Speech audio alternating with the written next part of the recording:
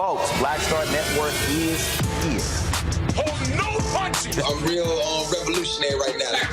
Support this man, Black media. He makes sure that our stories are told. Thank you for being the voice of Black America, Roland. Stay black. I love y'all. All momentum we have now, we have to keep this going. The video looks phenomenal. See, there's a difference between Black Star Network and Black-owned media and something like CNN. You can't be Black-owned media and be scared. It's time to be smart. Bring your eyeballs home.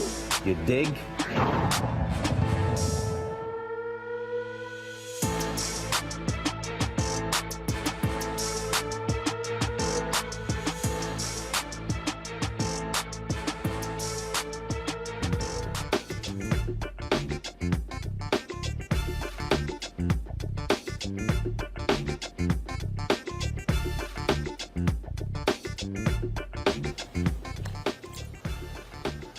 Today is Thursday, June 22nd, 2023. Coming up on Roland Martin Unfiltered, streaming live on the Black Star Network. The Florida Commission on Offender Review had denied parole to Crosley Green, a man who already has served 32 years in prison for a murder he did not commit. We will speak with one of his attorneys about what is next for Mr. Green. Also, today, the Supreme Court issued several rulings, including one that is absolutely strange, and it shows you how despicable Clarence Thomas is. A defendant wrongfully charged, wrongfully sentenced. The Supreme Court goes, sorry, dude, not our problem. The court screwed up. You got to stay in jail. Judge Ketanji Brown Jackson issues a blistering 50-page dissent. We'll explain to you how nonsensical this conservative Supreme Court is. Also, first anniversary of the Dobbs decision overturning Roe v. Wade, and progressives remain focused on trying to get the pro-choice, get abortion back as federal law. Also, on today's show, we will highlight for you the ongoing search for Daniel Robinson, who disappeared 2 years ago. His father is joining us on the eve of the second anniversary of his son's disappearance. Also, poor Lord, this white woman is so upset with Juneteenth. You ought to hear the crazy stuff she actually had to say.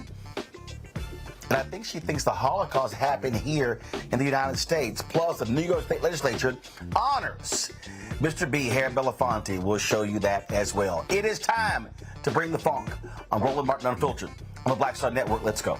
He's got it. Whatever the miss, he's on it. Whatever it is, he's got the scoop, the fact, the find. And when it breaks, he's right on time and it's rolling. Best believe he's knowing. Putting it down from sports to news to politics. With entertainment just for kicks, he's rolling. It's on go, roll, y'all. It's Roland Martin, yeah. Rolling with Roland now. He's funk, he's fresh, he's real, the best, you know he's Roland Martin now.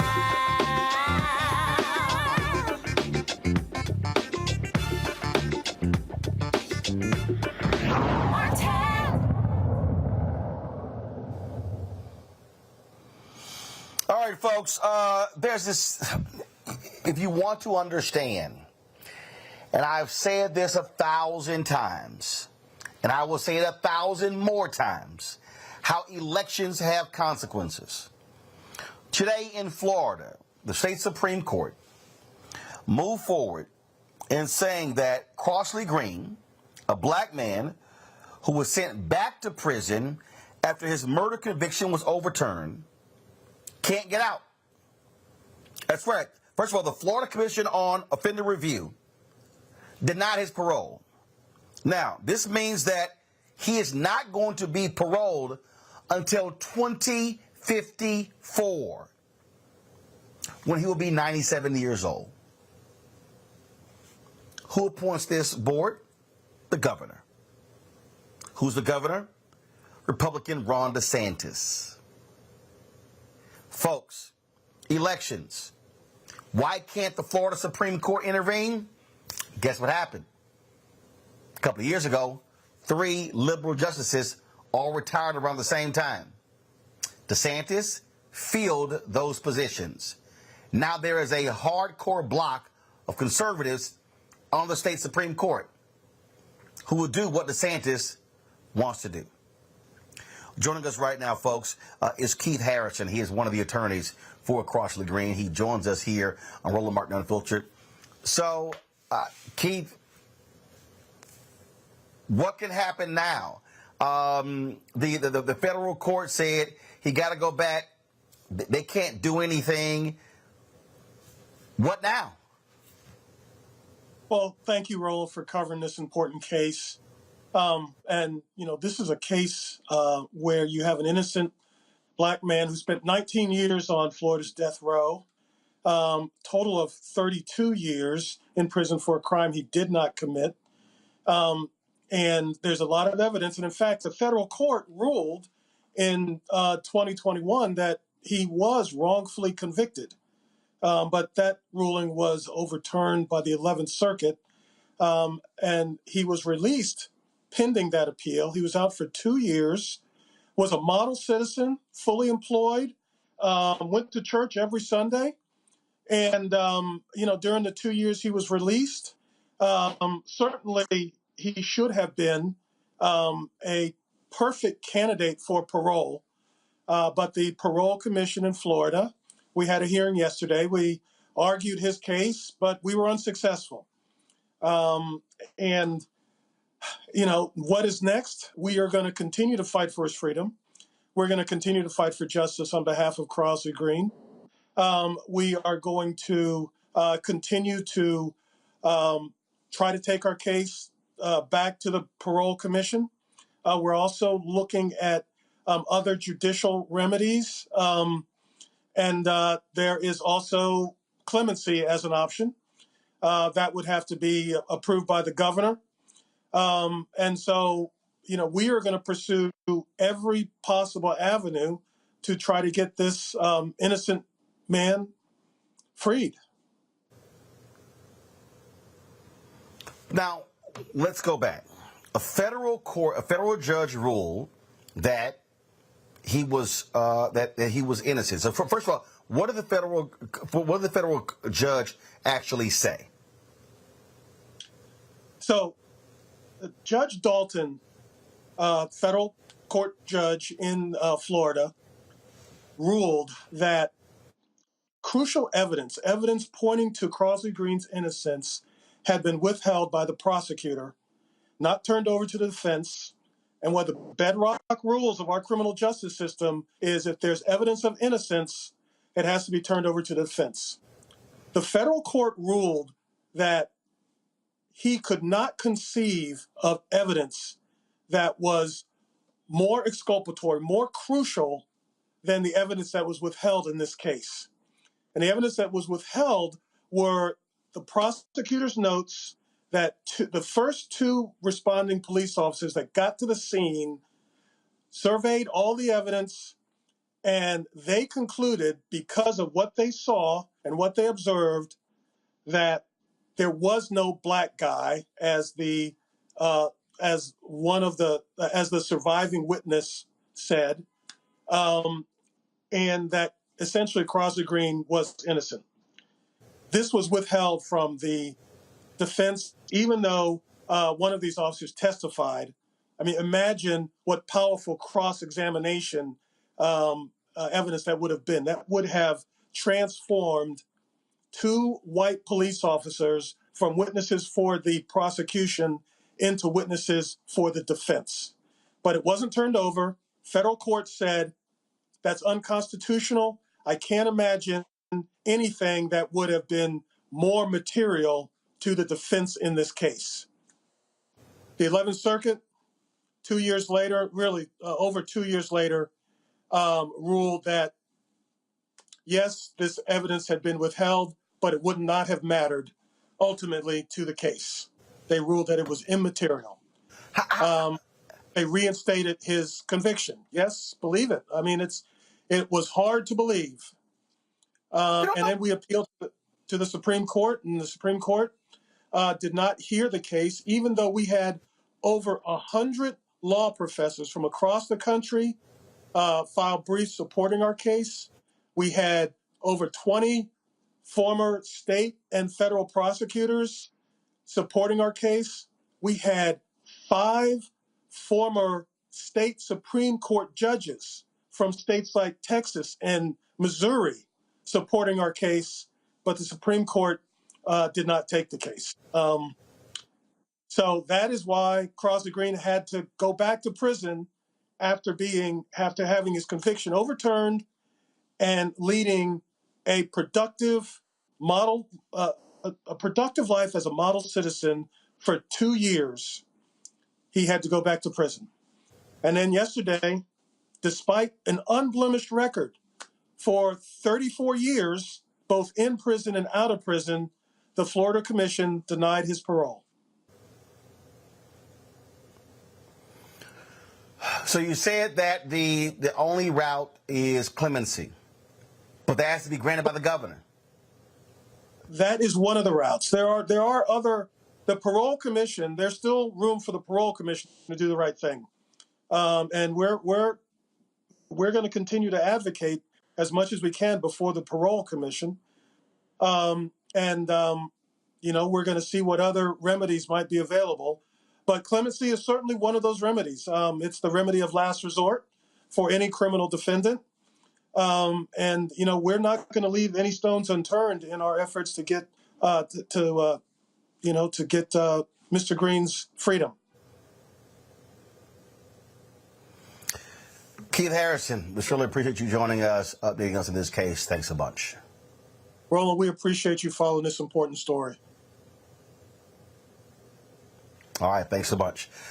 Folks, got to go to a break. We come back, we'll talk about the Supreme Court case that dovetails with this and how this Supreme Court, this conservative Supreme Court, has essentially said, hey, if the federal court screwed up, suck it up, deal with it.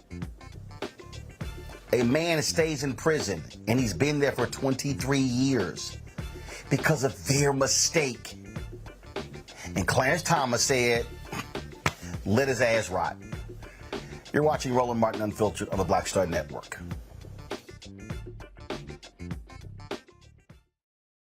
Hatred on the streets, a horrific scene, a white nationalist rally that descended into deadly violence. White people are losing their damn minds. As an angry pro-Trump mob storms the U.S. Capitol, we've seen shooting. We're about to see the rise of what I call white minority resistance. We have seen white folks in this country who simply cannot tolerate black folks voting. I think what we're seeing is the inevitable result of violent denial. This is part of American history. Every time that people of color have made progress, whether real or symbolic, there has been what Carol Anderson at Emory University calls white rage as a backlash. This is the rise of the Proud Boys and the Boogaloo Boys. America, there's going to be more of this. Here's all the Proud Boys, Dave. This country is getting increasingly racist in its behaviors and its attitudes because of the fear of white people. The fear that they're taking our jobs, they're taking our resources, they're taking our women. This is white fear.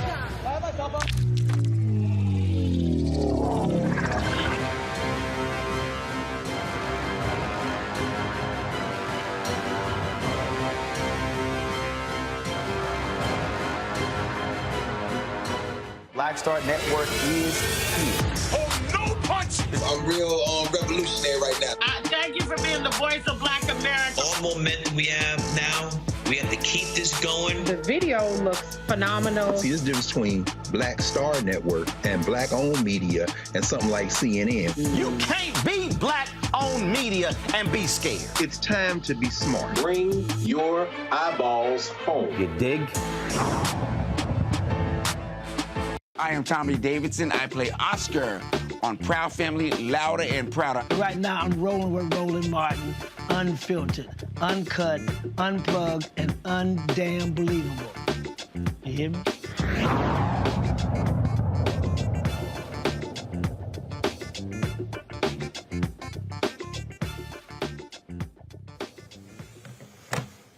Folks, there are a number of rulings that came down today from the Supreme Court. One of them is just unbelievably dreadful.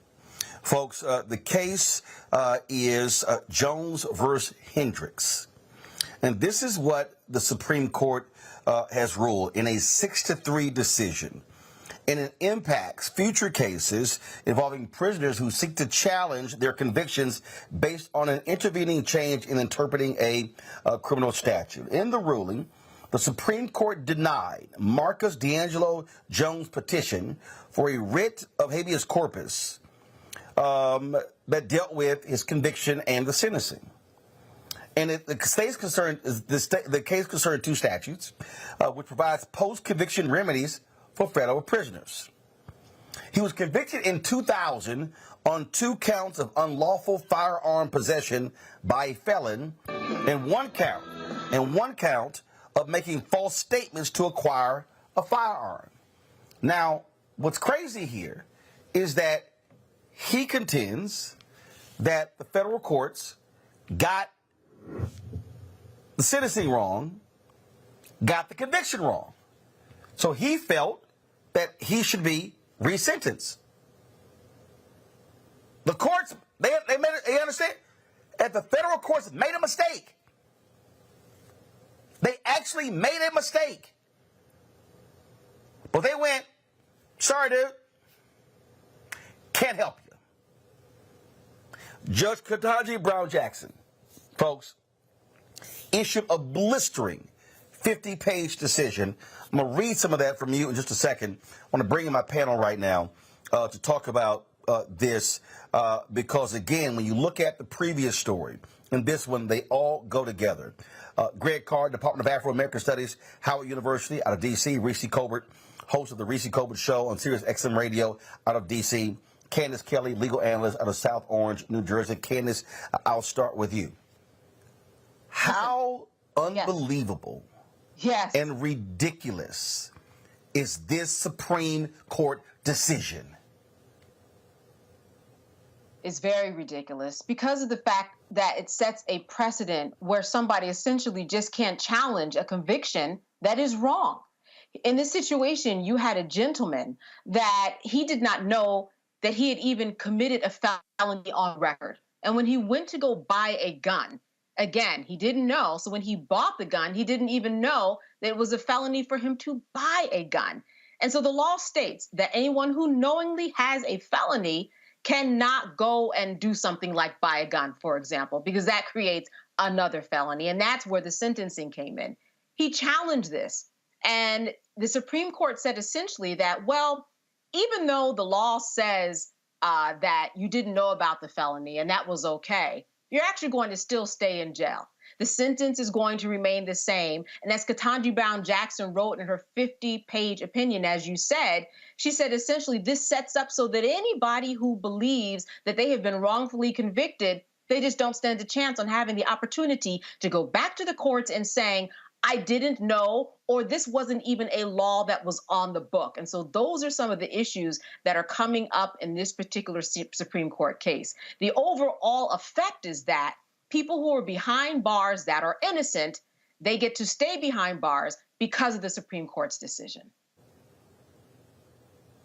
I'm reading a piece here, Greg, from Slate.com by Leah Littman. In fact, her work was quoted by Judge Ketanji Brown Jackson in this. And what she wrote is, again, when you think about this case, you just sort of shake your head and go, what in the hell are these people thinking? What are they thinking?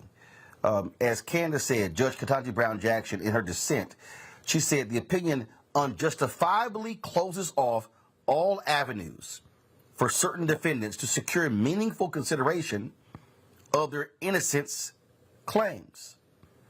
What was crazy about this is that, and this is what she said, essentially the case involves this scenario. What if it turns out that the federal courts that heard your criminal case made a mistake? And as a result of the court's mistake, you were convicted of something that isn't actually a crime at all. because federal law doesn't prohibit what you did. Or, as a result of the court's mistake, you were sentenced to more time in prison than the law says you could be sentenced to. Can a federal court later correct the error in a federal habeas corpus proceeding when you challenge your conviction or sentence? Clarence Thomas, Alito, Gorsuch, Kavanaugh, Roberts, Barrett, they go, sorry. You're behind, going to stay in prison. This is when we talk about how elections matter, because who became president is actually who appointed Kavanaugh, Gorsuch, and Barrett, Greg. Yeah, absolutely. And also Clarence Thomas. I mean, in the sense that these members of the Supreme Court, most of them were appointed by presidents that lost the popular vote. Of course, once again, indicting the silly Electoral College. But it is consistent. That's one thing you have to say. I mean, we talked to Corey Robin, the author of The Enigma of Clarence Thomas, at the Black Table. And one thing, and I recommend if folks want to understand the mind of Clarence Thomas, that they read Corey Robin's book, Professor Robin. Clarence Thomas is very clear when it comes to these kind of issues. And as you named, those justices are right with him. They prefer finality when it comes to sentencing over accuracy. Justice Brown Jackson, in fact, opens her dissent. And you see what Ketanji Brown Jackson is doing, by the way. She's doing this with the 14th Amendment and the other cases, and I think we all anticipate she's going to do that with the affirmative action case when it comes down, the SFFA cases. She is referring back to not only the statutes, and in this case, it's the Anti-Terrorism and Effective Death Penalty Act. She's going not only to the language of the statutes, but she's going to the legislative record to see what Congress intended. And what she is saying here, consistent with the way statutory interpretation, at least as it's taught in every law school I'm aware of in the United States, is that when you look at the record, this is ironically probably could be considered an originalist interpretation of the statutes. It's very clear what Congress intended. She says that what Clarence Thomas and them are doing is reading negative intent into the statute, making it up, and basically saying that you've closed off any prisoner's right to habeas corpus to file an additional appeal. Now, the irony is, and I'll end with this, is that while they're making it up because they believe in two things, one, finality over accuracy. The courts did it. I don't care if it's wrong. It's the courts. And by the way, that also apparently applies to them flying around on private jets and doing everything else. They believe they're above the law. That's number two. But also, like you said, the connection with Crosley Green's case is also clear. When the Florida court could not get around the fact that, in fact, they had not had the Florida prisons hadn't had custody of Green. That custody was interrupted or told by a couple of years when the lower court ruled for him. Technically, that means that the parole board, the PPRD, was supposed to factor that in his parole. Instead of recognizing their own regulation, the Florida regulation that would require them to do that, they simply ruled that they would take no action on that. In other words, if we can't get around the rule, we'll just pretend like it doesn't apply. So that's another avenue of appeal for Green, but you see what's at play here. This is pure politics, as you say, Ron.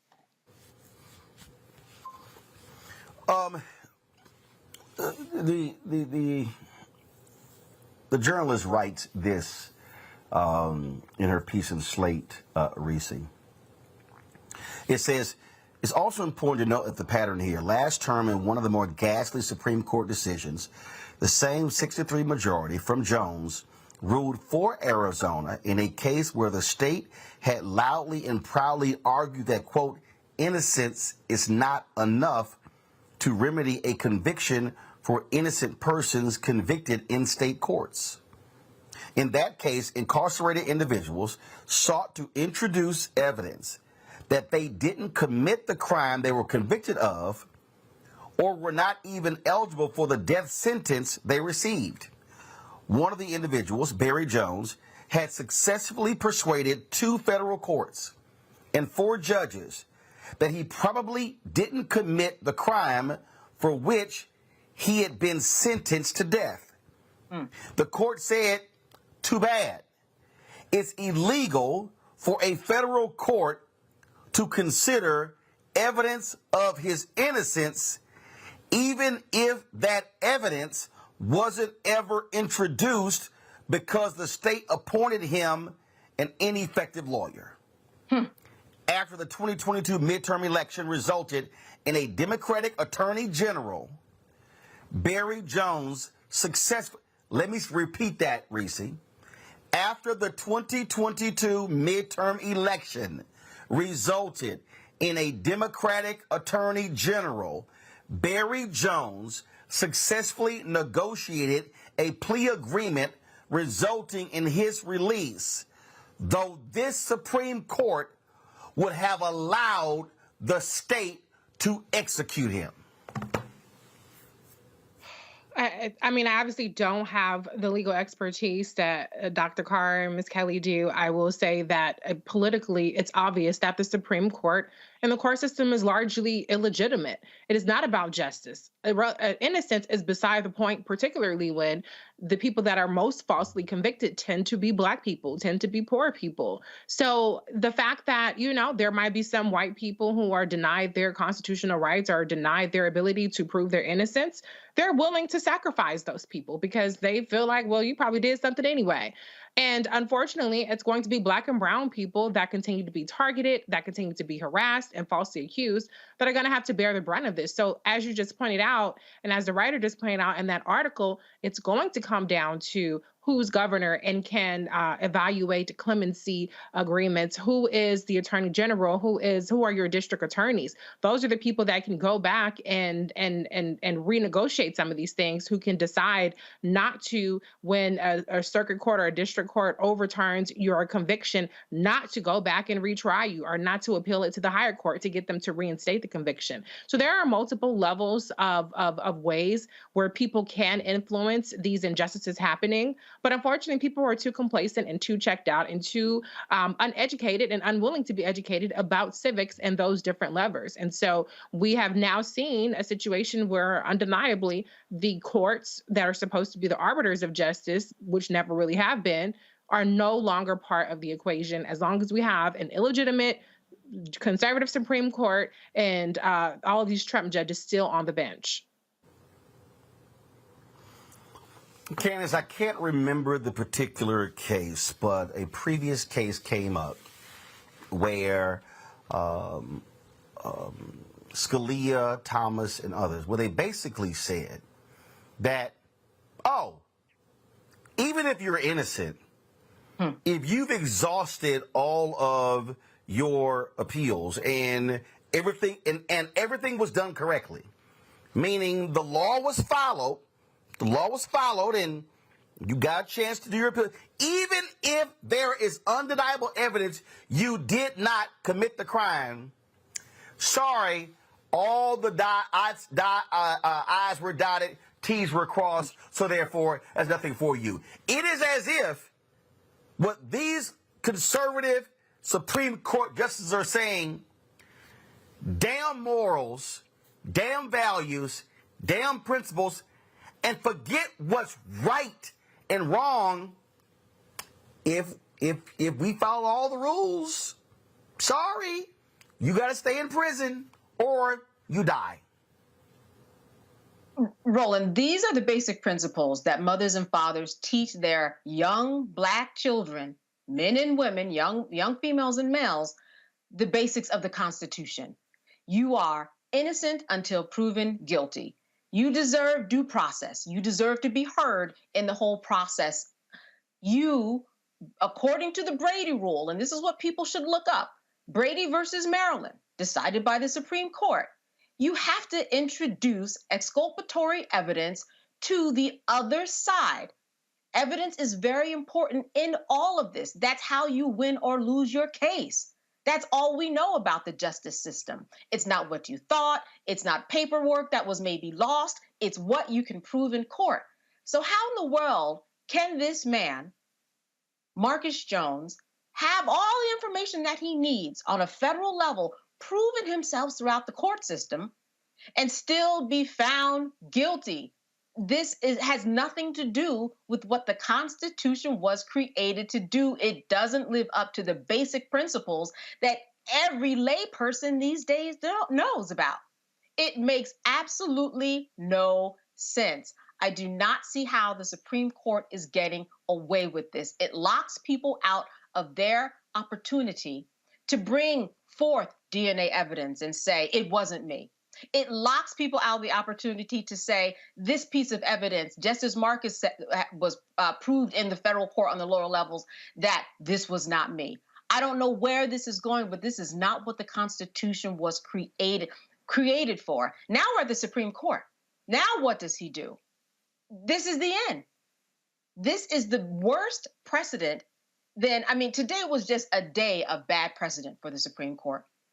But this is one of the worst because this sets a precedent for everybody who was in jail, especially African Americans, especially African American males, when we look at the numbers, who are saying, I didn't do it. I didn't do it. Even another decision, I think that we're going to get into that case in terms of, someone who we talked about it earlier, actually, someone who got out of jail, proved his innocence, went back in. So this is something that, we need to pay attention to. And as you said, it starts with our vote. It starts with the people who have to make sense of the law to make the right decision for those people to get their due process and know that innocent means innocent, and innocent means you get out of jail, Roland. You get out of jail. I don't understand it. When I talk about voting, Reese, when I talk about the power of that ballot, and I listen to people say, oh, Biden picking Judge Ketanji Brown Jackson, that's performative. He just wanted a black woman.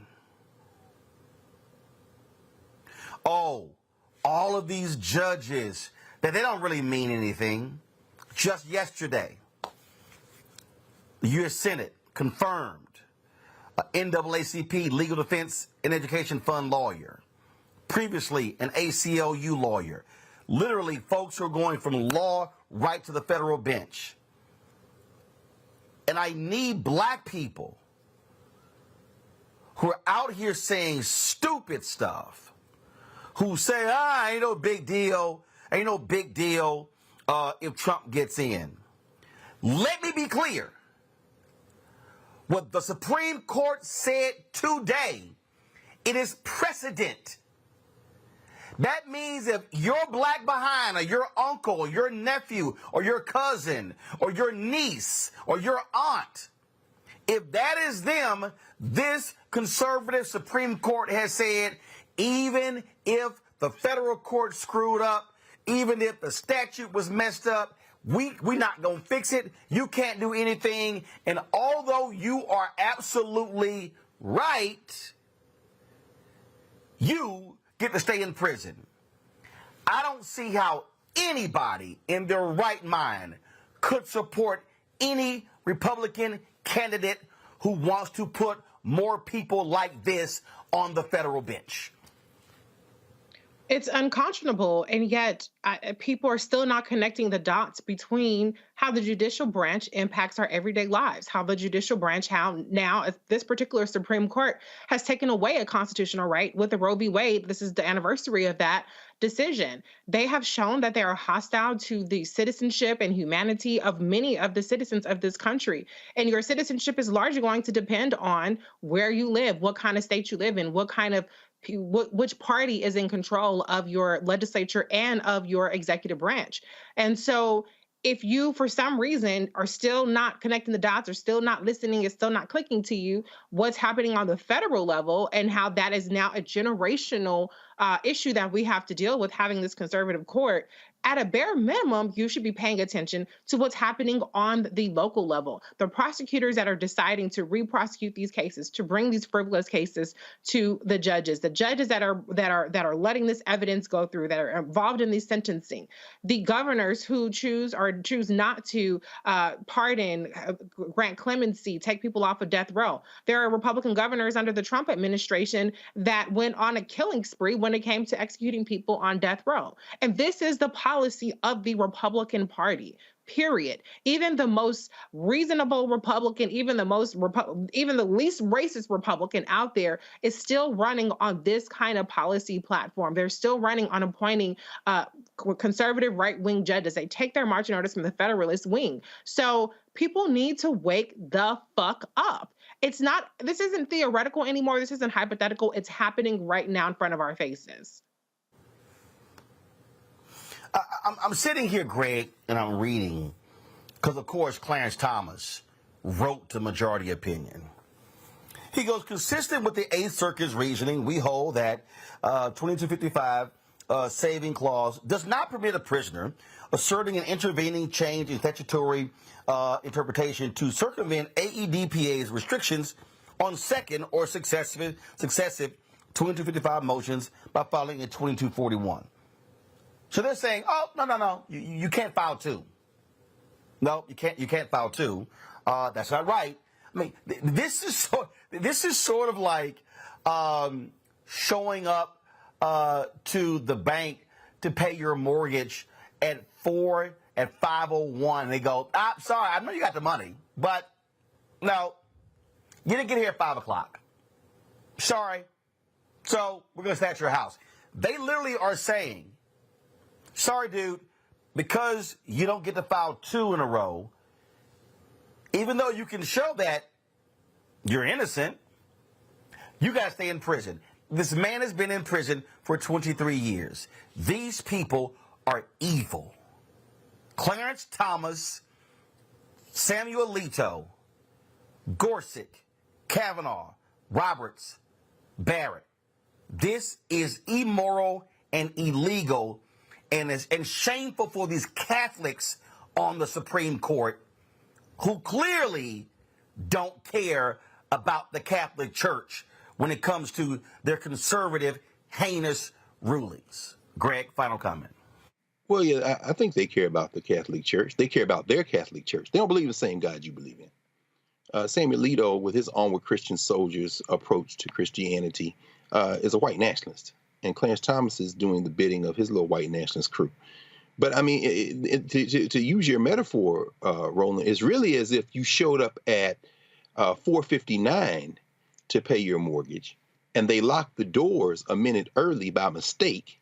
And then after finding out the mistake, they still didn't let you pay your mortgage. You didn't show up at 5:01. You showed up before the bank closed, but they locked the door a little early. And after they discovered their mistake, after you lost your house, you came back and they said, oh, yeah, we did. Too bad, you still homeless. Ketanji Brown Jackson, in the final page of her dissent, she takes Thomas to the woodshed and says, in other words, as I see it, the negative inference that the majority makes today rests on nothing, and certainly nothing that derives from Congress's intent. She says, I'm reading the statute, I'm reading the legislative history, and what I see is that they did not intend what you're saying. In fact, they intended the opposite. And she ends her dissent in a way that is reminiscent of Ketanji Brown Jackson, of Ruth Bader Ginsburg. She calls on Congress to act.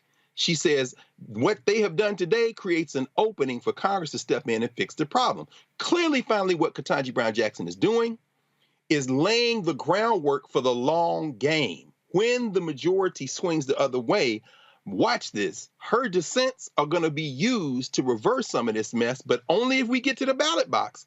They're afraid of too much justice, as Justice Brennan said in McCleskey versus Kemp, the death penalty case. And the only way you're going to rein this in now is the legislative and executive branches. And Brown Jackson said as much in her dissent.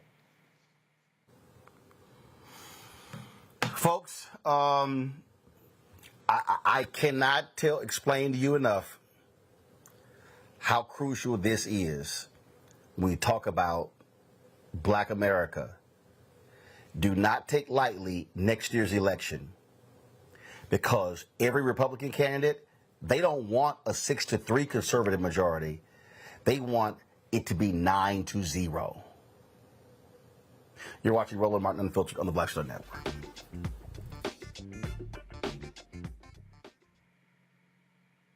My early days on the road, I learned, well, first of all, as a musician, I studied not only piano, but I was also drummer and percussion. I was all city percussion as well. So I was one of the best in the city on percussion. There you go. Also studied trumpet, cello, violin, and bass, and any other instrument I could get my hand on. And with that study, I learned again what was for me. I learned what it meant to do what the instruments in the orchestra meant to each other in the relationships. Right. So that prepared me to be a leader. That prepared me to lead orchestras and to conduct orchestras. That prepared me to know to be a leader of men, they have to respect you and know that you know the music. You have to be the teacher of the music. You have to know the music better than anybody. There you go. Right, so you can't walk in unprepared.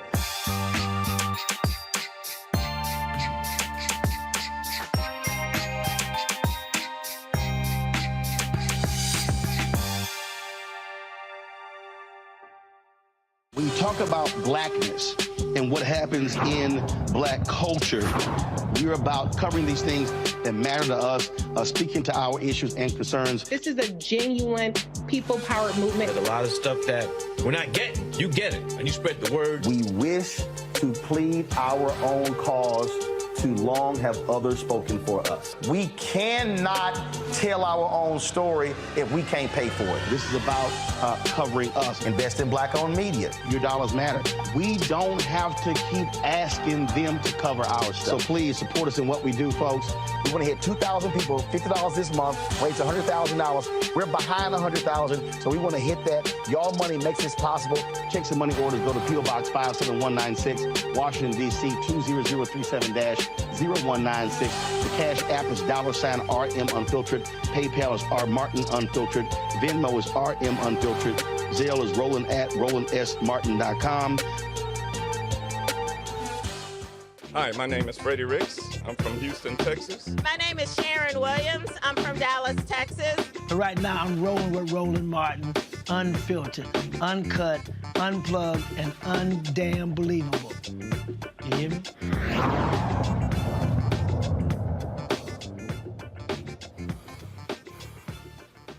Folks, some breaking news. The U.S. Navy, this is according to the Wall Street Journal, the U.S. Navy apparently a few days ago, I'm just going to read this Wall Street Journal story. It says, a top secret U.S. Navy acoustic detection system designed to spot enemy submarines first heard the Titan sub implosion hours after the submersible began its mission.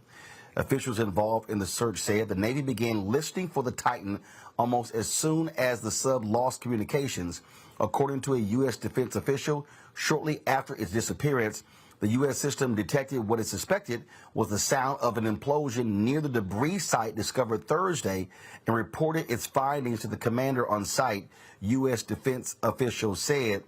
It says that, quote, the U.S. Navy conducted an analysis of acoustic data and detected an anomaly consistent with an implosion or explosion in the general vicinity of where the Titan submersible was operating when communications were lost. A senior U.S. Navy official told the Wall Street Journal in a statement, while not definitive, this information was immediately shared with the incident commander to assist with the ongoing search and rescue mission. The Navy asked that the specific system used not be named, citing national security concerns. So the reality here, Reese, is that U.S. Navy has known for several days that this thing imploded. Of course, so they had what is essentially was a futile search and rescue mission for these five folks. For the life of me, I've been looking at some of these stories, Reese. For the life of me, I don't know how in the hell anybody in their right mind could have gotten on. If you are using something that's controlled by a game controller you can buy at Best Buy, yeah, ain't no way in hell I'm getting on that thing. It has to be that. I mean, just literally I can't. Folk have been making jokes, and let's be real clear. 5 people died here, but this is like just playing Russian roulette with your life, getting in this tin can. Yeah, y'all got to stop trusting white people so much that just because they say they know what they're doing, that means that they know what they're doing. Personally, I'm not even trying a new dish at a restaurant without checking Yelp reviews first. So I don't know how the hell you go on a whole ass $250,000 a seat exploration mission without checking YouTube, Yelp. Somebody was saying something about how this ain't really the look to go through. But I don't know if it's a combination of hubris or, like I said, misplaced faith in white meritocracy and intelligence. But unfortunately, people have paid with their lives. As far as the U.S. Navy knowing about this, good, because we spent a shit ton of money on our national defense. So I would be surprised if they weren't able to detect something like this. But I understand why, with it being highly classified technology that probably led to this discovery, why that wouldn't be something that they would be announcing off the rooftops. I'm sure if Donald Trump were the president, he doesn't give a damn about classified secrets or materials. He probably would have been screaming it from the rooftops. But I think that there was a little bit of kabuki theater, obviously knowing this information that the U.S. Navy had. But, they wanted to be sure. And it's, this sounds probably crass, but it is a way of confirming that the technology they think that they have is actually working the way it's supposed to. So, I mean, that's not a fun thing to say, but the reality is it seems like whatever money we spent on that classified national security capability is money well spent. Candace, I saw this tweet from this woman, Kate Gardner. She said, I text my engineer dad about the Titan, and his reply is morbid, to say the least. Engineers are very matter of fact. He wrote, yes, I've been following it. Hope it's near or at the surface where it can be found more easily. I think that if it's deep, there's no hope. Haven't seen much discussion of any emergency plans to jettison ballast and rise to the ocean surface. Horribly unsafe design, no navigation system, poor communication system, exposed thrusters, no inflatable flotation collar once it rises, limited air supply, locked in, no way to get out, no way to get fresh air when on the surface. I'd be nervous taking it to deep end of a pool. Never mind the 13,000 feet below the surface in total blackness and cold and 6,000 pounds per square inch pressures. Interesting choices about life and death in air. Enough air for 5 people for 4 days or enough air for 1 person for 20 days. Who goes first and why and when? When you realize you need more than 4 days to be saved, does the irresponsible CEO go first? Does the billionaire offer to give billions to those who take their lives? Does everyone sacrifice to save the 18-year-old? Well, we now know it simply just imploded. It just blew up. And what's crazy also here is the amount of attention that was given to this 5 people when you had 500 to 750 people who drowned. Another part of the world got virtually no coverage. Well, first of all, you're exactly right about that. And we have to look at the way that the media covers people, rich people versus people who don't have money. We pay a lot of attention to billionaires and we put them on a higher level than other people. First of all, my condolences, because there are, 4 families who lost their lives, because one was a father and son, right? So there are families who are grieving.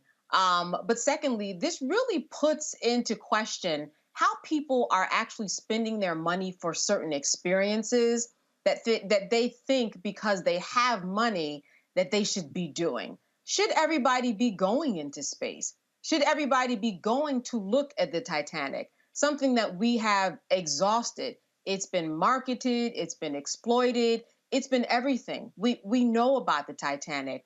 Why are we going down there to look at the Titanic as if it's some new excursion? We have to think about the way that we are making people go through various experiences in our offerings.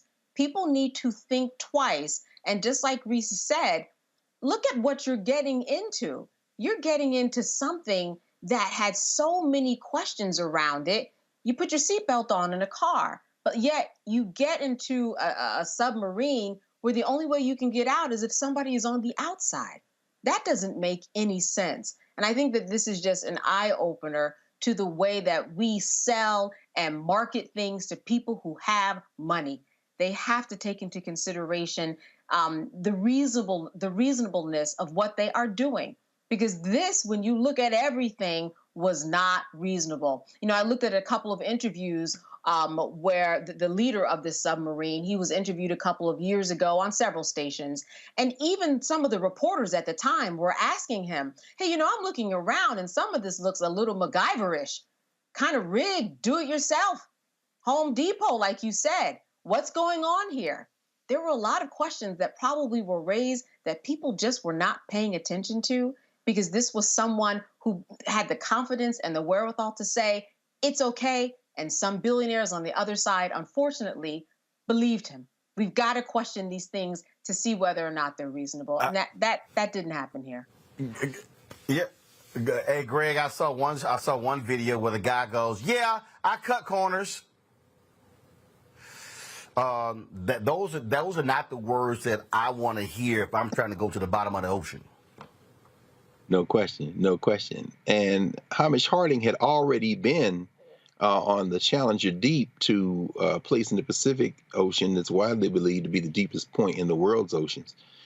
Is it reckless? Of course. You know, I remember the first time I went to South Africa and I was looking at Table Mountain, which is so high that in fact disappears into the clouds. So in the morning, you see literally the clouds in the sky on top of Table Mountain. They call it the tablecloth on the mountain. And talking with some local folk, and they were saying, you know, when these Europeans came here, the first thing they wanted to do is climb that mountain. And the Xhosa people, the people who live in that region, like, why in the hell would you want to go up the sheer cliff of that mountain? And of course, the European response is, you see, that's what separates us from y'all. We do reckless stuff in the name of exploration and discovery. Now, on the positive side, what do you learn from this type of pushing the envelope? Because again, Harding had been to space. He bought a ticket on Blue Origin, right? And went up there. You find out things that can advance technology, can advance human capacity, maybe even can create devices that can discover the fact that your little thing imploded. Although the Navy, interestingly enough, the people who did it, who found out, reported to their commanding officers, and they narrowed the scope of the search, but they still didn't divulge, which is fascinating to me, which seems to me to signal perhaps that they knew they were dead. So let's not even rush it. We'll just let you know. But I think what we are faced with is not a failure of technology. We're not faced with a question of political choices. This is a question of culture. How do you move through your life and existence? Those 700, perhaps as many as 700 people that you mentioned before that the Greek Coast Guard did not save because they were hoping perhaps that little fisher boat would make it over to Italian waters and it would be Italy's problem and not theirs, is a cultural valuation of life. A billionaire's life is quite simply worth more than our lives. Why? Because we allow it to be. That's really, to me, the story behind the story on this. Indeed. All right, folks, got to go to a quick break. We'll be right back on Roland Martin Unfiltered on the Black Star Network.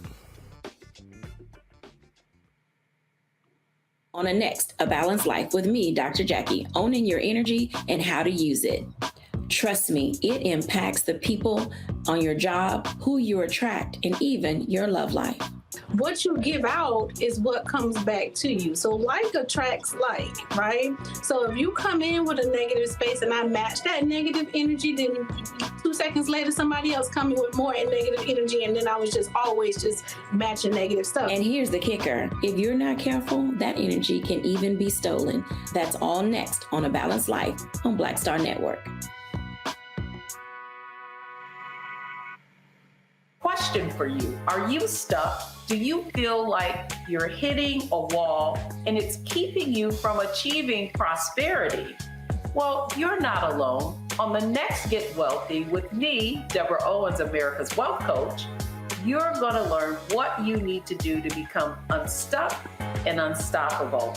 The fabulous author Janine K. Brown will be with us sharing with you exactly what you need to do to finally achieve the level of financial success you desire through your career. Because when I talk about being bold in the workplaces, I'm talking about that inner boldness that you have to take a risk, to go after what you want, to speak up when others are not. That's right here on Get Wealthy, only on Black Star Network.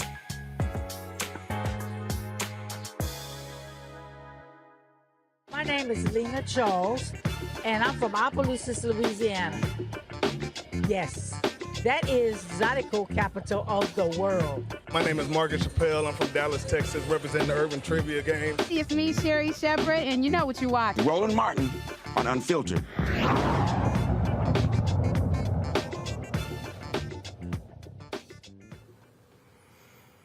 It's been almost 2 months of the death of Harry Belafonte, and just the other day, the New York State Legislature honored the actor, activist, singer, humanitarian on the floor of the state legislature. Here is what they said. Today, it is with heavy heart that we honor the life of Harry Belafonte. Harry Belafonte's legacy is representative of Harlem's legacy, one of a musician, performer, and artist, and humanitarian and an advocate for civil rights. Born at Lying In Hospital in Harlem to Jamaican parents, Harry Belafonte was an iconic figure for Black people everywhere. Despite living under segregation, Harry Belafonte dutifully served his country in the U.S. Navy during World War II, aiding to defeat fascism and oppression abroad. Harry Belafonte shares a special connection to my district, where not only was he native to, but also fell in love with performing at the American Negro Theater on West 135th Street.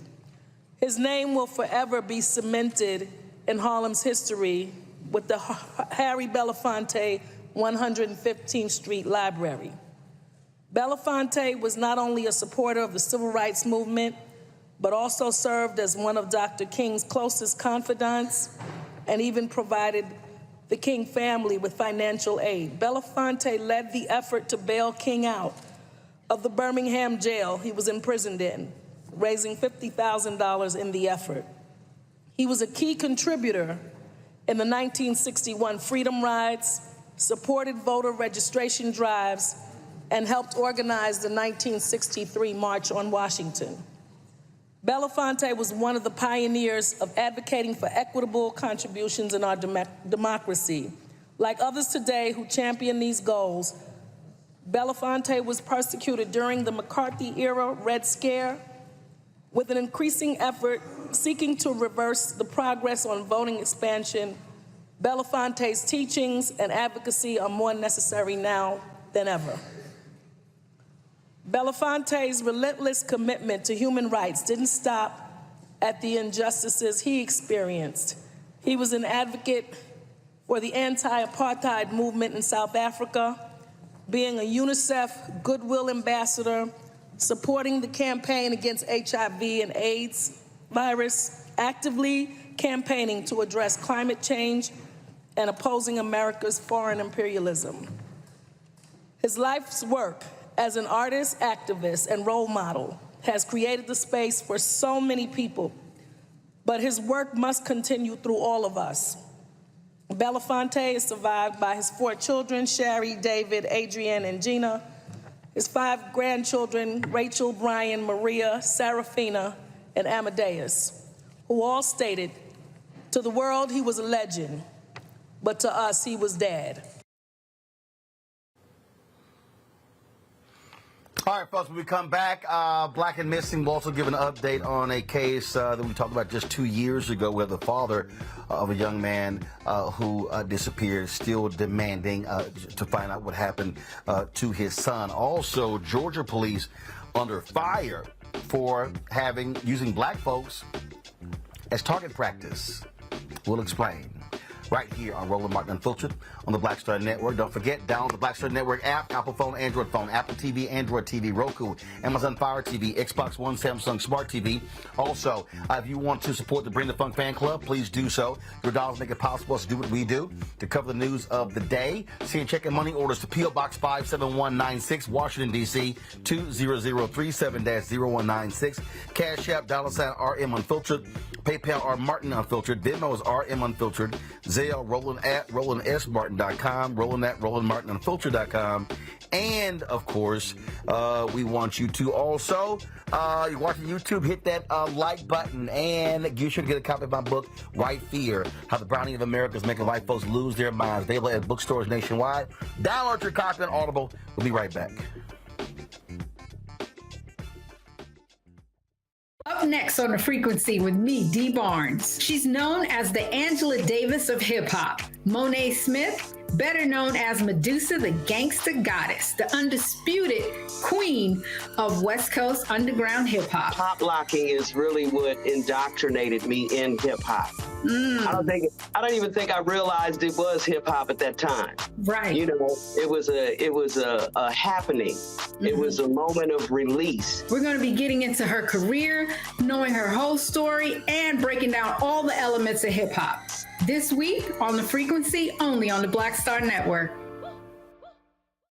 Next on The Black Table with me, Greg Carr. A very different take on Juneteenth with the one and only Dr. Sunyata Ahmed. We'll explore the amazing foods, remedies, and rituals that are a part of our history and the Juneteenth holiday. So it's our responsibility to return the healthier version to our folks instead of just the red liqueurs marketed to us, the red sodas and the other things. I mean, why does the Kool-Aid man have to sound like Louis Armstrong? He's like, oh yeah! Yeah, right. An enlightening and tasty hour of The Black Table, only on the Black Star Network.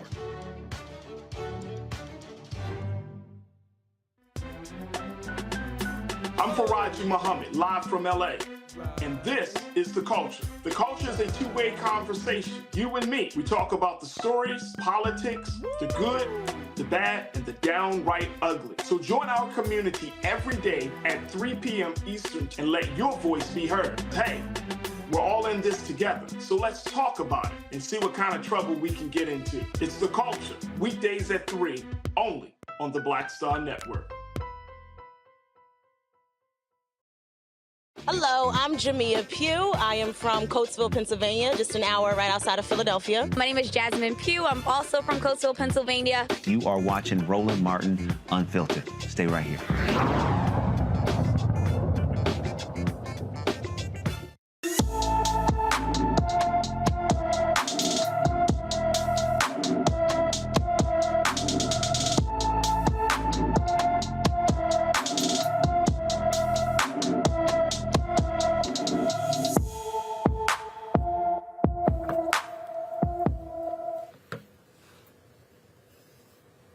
Simone Washington has been missing since April 14th from her Milwaukee, Wisconsin home. The 17-year-old is 5 feet 6 inches tall, weighs 115 pounds, with black hair and brown eyes.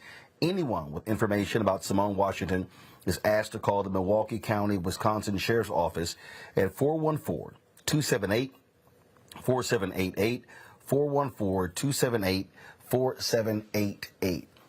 Tomorrow marks, folks, the second year anniversary, if you will, when a black 25-year-old geologist disappeared after leaving a job site in Buckeye, Arizona. Daniel Robinson left his Jeep Renegade that was later left in his Jeep Renegade that was later found wrecked. His father has urgently looked for him for the last 2 years. David Robinson II is the president and founder of the Daniel Robinson Foundation, here to give us an update on the search for Daniel. Mr. Robinson, glad to have you here. It has been a trying 2 years for you and your family. What's the latest? Yes, currently, we did receive a new update from the Buckeye Police Department, who's the department that's in charge of my son's case. they put out a new report. That new report put out some new things that they wanted the public to know. Things about the text messages, the search history from my son's phone, as well as they feel they have the time that my son's phone was found in that ravine. As everybody probably remember, my son went missing on June the 23rd, and almost 30 days later, on July the 19th, his vehicle was found out in the ravine farther out into that desert. But yes, they putting those timelines together and tried to pinpoint what happened. So what did they say his final text messages revealed? Well, the text, it's the search history. They was looking at the search history. For instance, they had one that says Tempe explosion that he was searching. They allegedly say he was searching. That's one thing. The only thing I have a problem with that is that we don't know who been searching through St. Dane's phone, and if that's indeed was him. And also just saying Tempe bomb, searching up Tempe explosion. It could be an article or something, a story that he heard, and he was looking up. So some of the things I have seen from the department will try to sensationalize my son's case. I can't say that with the new report, but my efforts is to get my son's case moved over to the Maricopa County Sheriff's Office because I'm still holding forensics. I'm still holding the vehicle. I'm still holding the clothing items that was found at the scene. Still trying to find out what happened with the red transfer paint came from. So I'm still pushing for those things. For folks who do not know about this case, just explain to folks as quickly as you can, just really what happened with your son. He was out there. He wasn't alone. So just explain to people what actually took place. Yes, thank you. My son, he's a geologist. He worked for a company called Matrix New World. They hired him on as a field geologist, also called a hydrogeologist. His job is very important to Arizona. Arizona have groundwater, it's a desert state. They have to have these waters to sustain and support communities being built. They had to reduce at least 100 years of water. So his job is very important to determine if those wells can do so. He was out there on June 23rd to do his job. He met another person out off of Sun Valley Parkway. There's only one person there from another company called Weber Waterworks. The story of what happened to my son came from him. He said they met at 9 o'clock. They made it to the well site at 9 o'clock a.m. And about 9:15, my son waved off to him and disappeared to never be seen again. As you guys may know, again, his vehicle showed up almost 30 days later in Ravine out there in the desert, almost about a little over 3 miles away from that job site. His clothing was allegedly on the ground. The clothing was there 3 feet away in a pile. But there was no evidence of my son being there, but there definitely was no trace of him leaving that area as well. So my son has not been found to this day. We're still looking for him. There's been little efforts, in my opinion, from law enforcement. I have done 48 weeks of searches, cover over 35,000 acres of land with volunteers. We found human remains. We solved the case for the Maricopa County Sheriff's Office, and we're still fighting for answers for Daniel. One of the things that we raised before is, in terms of support from his company. Last time we talked to you, it was minimal. Have you heard from them? Are they continuing to offer you assistance in helping for your son, or have they just simply moved on? I look at it as moving on. The only thing that the company have done, I can't say they have donated to my GoFundMe at one point at the beginning when when I first started my searches out there. A few workers, I don't know if it was a company mandate or just workers got together from the job, came out to support my efforts out there in the desert. They come out there to help search.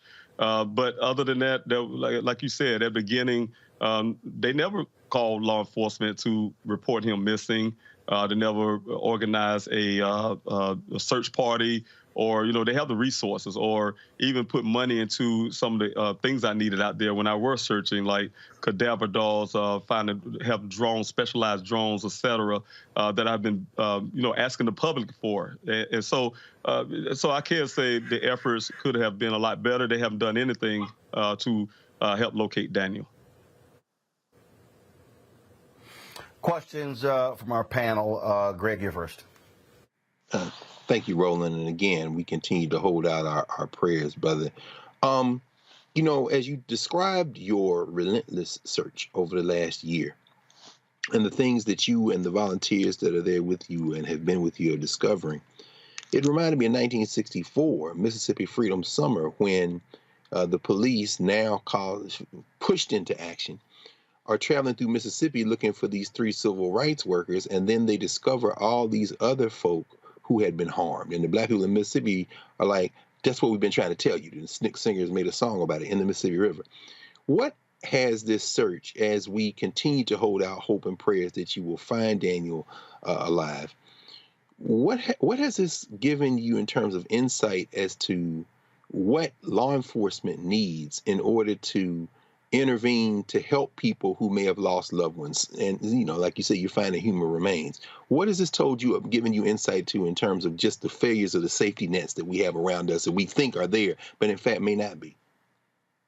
Well, it started for me at the beginning. A lot of times we have a double jeopardy. In my son's case, of course, he's a young black male, but males in general are not taken seriously when it comes to reporting them missing. I had to wait 12 hours. That was something that wasn't policy. I think a lot of officers and law enforcement will automatically tell a family you have to wait a certain length of time, 12 hours, 48 hours, whatever the case may be, they maybe come back.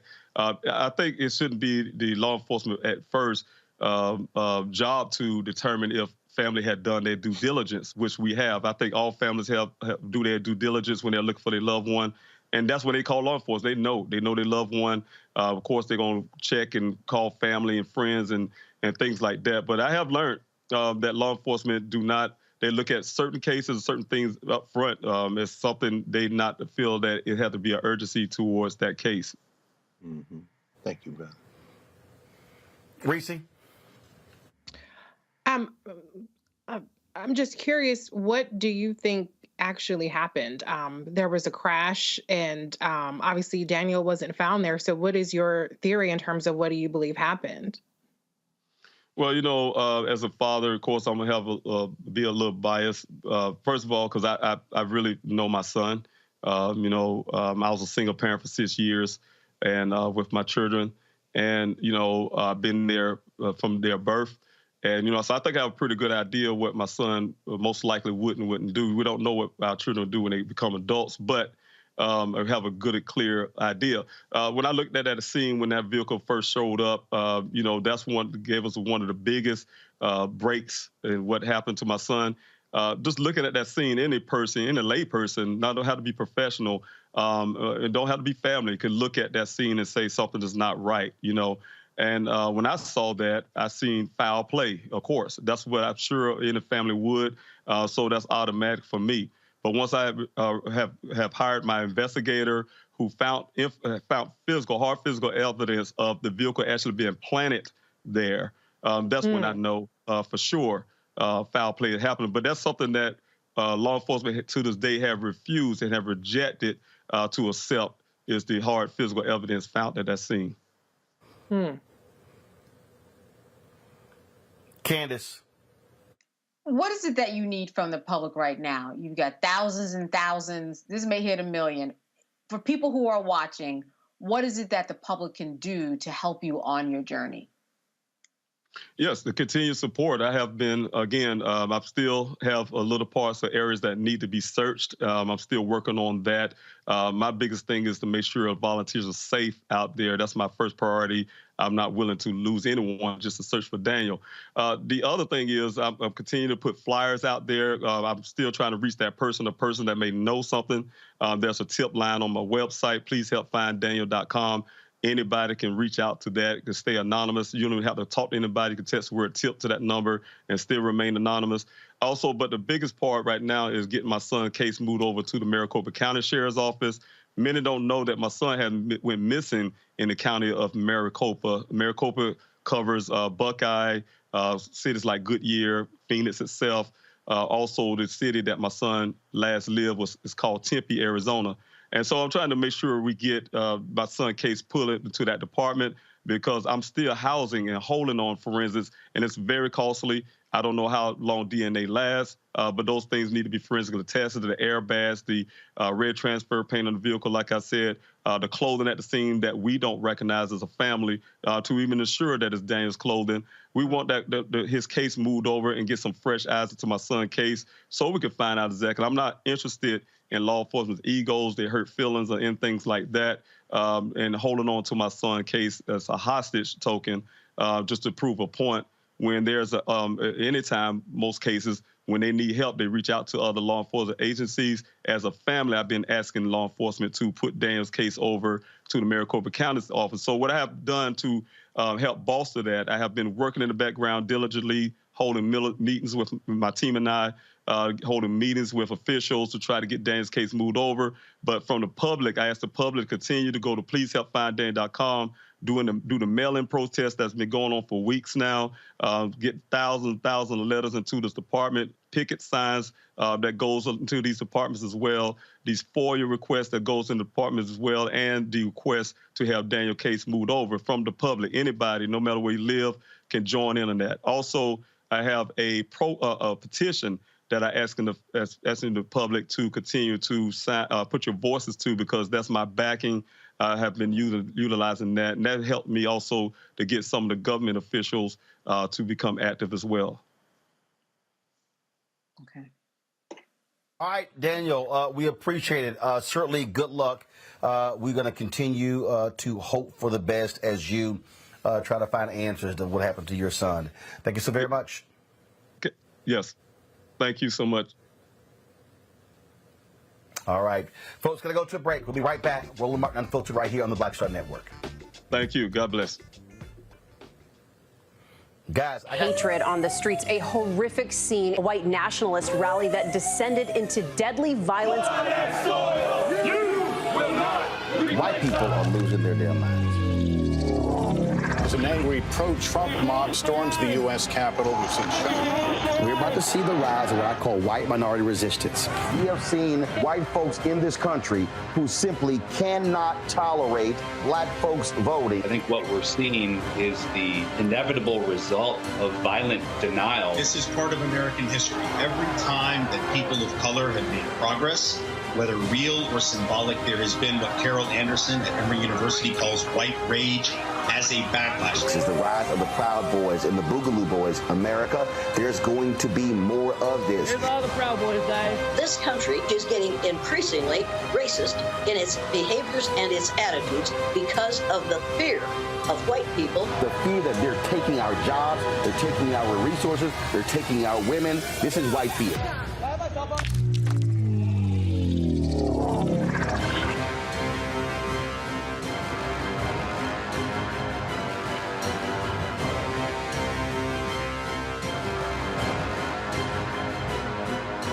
Black Star Network is here. Oh, no punch! I'm real revolutionary right now. Thank you for being the voice of Black America. All momentum we have now, we have to keep this going. The video looks phenomenal. See, there's a difference between Black Star Network and black-owned media and something like CNN. You can't be black-owned media and be scared. It's time to be smart. Bring your eyeballs home. You dig? I'm Marissa Mitchell, a news anchor at Fox 5 DC. Hey, what's up? It's Tammy Roman, and you are watching Roland Martin Unfiltered.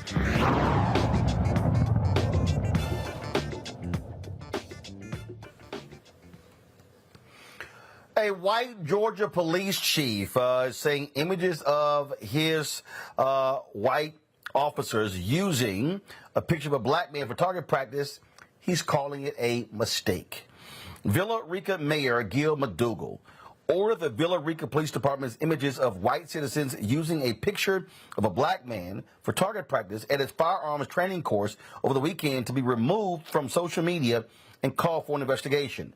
Police Chief Michael Mansour said there was no sinister intent in posting the photos, but some community members are not so sure. The original Facebook post received more than 500 comments and more than 400 shares. People call the images offensive and disgusting, with one person even going to the police department to file a complaint. The images have since been removed from the department's Facebook page, and the mayor has asked that the comments remain. The city will investigate the incident with an independent firm. Villa Rica's population is 18,452 people, 42.6% black. Well, that says a whole lot right there, how they feel. And yeah, I'm not buying, Reese. Oh, it's just a mistake. No, of course it's not a mistake. It's deliberate. I mean, they're training these people to use Black people as target practice. And what's even more disturbing, if this claim is true, is the idea that this is sanctioned by the state of Georgia as acceptable targets. I know they tried to say that there's a diversity in the targets, but there was no diversity in what we're seeing in this picture that they chose to post and advertise. And so I don't think that they should be using these kind of pictures, particularly with specific faces and a number of things, but it lines up with the way that the police in this country often feel like Black people are for target practice and they're not human, and this is just for shits and giggles for them. So it's appalling behavior. I'm glad that it's made public, but what are they going to do about it? That's the real question. Well, that's always the case. What are we going to do about it, Candace? And it goes to show you again what happens in police departments all across this country. And it's amazing how it's all mistake and mistake and mistake and mistake and mistake. I'm like, man, y'all pretty damn good with the mistakes. Well, and this was very intentional, right? They bought a kit. So that's their defense. It wasn't a kit. This was a kit of diversity. Number one, what are these kits? I want to see what's in these kits. I'd love to see some comments in the comment section about that. Where do you get them and what are in these kits? Number two, do these kits have any targets of a 5'3" white woman with blonde hair? Probably not, is my guess. Number three, why would you even post this? This is why there's diversity, equity, and inclusion training, so that people know exactly when they're offending people and when to not have boundaries in what you do when it comes to different races and the LGBT community and so on in America. These are people who need training. And so this has to be the next step. That even if you had all your ducks in order, you had every diversity that was covered in this kit, you should not be posting just the African-American males. And actually, you should not have that a target. Why can there not be a target that's just a silhouette? You don't need to train people to be triggered to shoot African-American men, and that's what's going on here. Correct. Yeah, Roland, I mean, I have to agree with Sister Kelly on that. I think you nailed that, Counselor. Why can't they just be silhouettes? So, yeah, I love your suggestions. In fact, I agree wholeheartedly. Who's the company that manufactures them? What's the contract? And what does it look like? Are these wave after wave of the same suspect picture, so to speak, or person picture? Is it a bunch of white people, then a bunch of Asian people, and a bunch of Black people? Because I tell you, I mean, you know, if you thought about this as a Dave Chappelle skit, it could be when DEI goes wrong. Because after all, it is diversity included. And he said, we have the other ones, as you see there, that just so happened that they started with the Black ones. You know, the other thing I would say is, and again, you know, one of my old professors, Anderson Thompson, used to call this death watch studies for what it's worth. But you know, I'd be interested in looking at the targets themselves after they were finished and seeing where the hits were on the Black targets as opposed to the non-Black targets, just out of curiosity, because after all, the problem here, of course, underneath all of this is the police. Indeed. All right, let's go to Florida, folks. Remember earlier I was talking about how Ron DeSantis now has a firm control over this hard right state Supreme Court. Well, that's absolutely the case. In a 6-1 decision, they have determined that the prosecutor in the Tampa area, Andrew Warren, is not getting his job back. Remember, he was dutifully elected by the residents in that county. Ron DeSantis removed him from office because of comments that he made with regards to transgender issues and abortion. Now, what's crazy is the state highest court says Warren waited too long to file a petition. Really? Warren claimed DeSantis misused his power when he suspended Warren. DeSantis accused Warren of neglect of duty and incompetence after the Democratic state attorney signed statements and other prosecutors across the country opposing criminal charges against abortion providers or women seeking abortions. He also said he wouldn't prosecute people for providing gender-affirming health care, and his office's policies didn't charge people with some minor crimes. Boy, what happened, Candace, to local control, prosecutorial discretion? Well, listen, you've got the discretion of Ron DeSantis and his crew getting rid of prosecutorial discretion that goes against whatever he wants. We know that the LGBT community and abortion rights, all of that is low-hanging fruit, and that's what's going on here. This is all a political football in order to entice people to come to the polls for whatever one issue they want to vote on. Look what happened. Look what happened to was it Budweiser when we're talking about the beer company and how they use a transgender and the stocks plummeted. We know that people care about these issues, and that's what's going on here. He used his discretion, Ron DeSantis, in order to get rid of prosecutorial discretion that really worked in favor of people who are out there on the streets right now fighting for their rights in order to survive. People who are crossing lines. We still had over 30,000 people who crossed state lines from one area to another in the country to find abortions that they were allowed to have by law. LGBTQ people, especially African Americans, are being killed by the droves. It just doesn't go reported. So again, this is something that Ron DeSantis is using in order to get people to vote. That is the bottom line. That's why he's playing with these particular topics. That is exactly the case, Greg. I just sit here and I just see these things unfolding, and I see, Reese, I see what's happening here, and I just keep trying to explain to people, again, if you sit your ass at home, let's be real clear, in the last election, hundreds of thousands of black people in Florida just didn't vote. And listen, I get it. I get people who say, I'm frustrated, I haven't seen anything change. But this is the same governor who said, the hell with these black congressional districts, I'm creating my own. He ignored the legislature. And so this is an absolutely autocrat. And again, there's a lot of people. We saw the numbers drop, black voter turnout drop all across the country. South Carolina, we saw 75% of young people under the age of 30 in Texas not vote in the 2022 midterm elections. We've seen it over and over and over again. And I just keep saying to folk, hey, you're going to get the kind of politics that you're getting when we check out of the process. Yeah, I mean, the onus is not on black voters to save democracy, to save the country time and time again when you have white voters who consistently side with white nationalism and they consider that to be their self-interest as opposed to healthcare, as opposed to combating climate change, as opposed to economic equality and things of that nature. However, the onus is on us to fight for our survival. And one of those tools in our survival toolkit is actually our vote. And we need to exercise our capacity.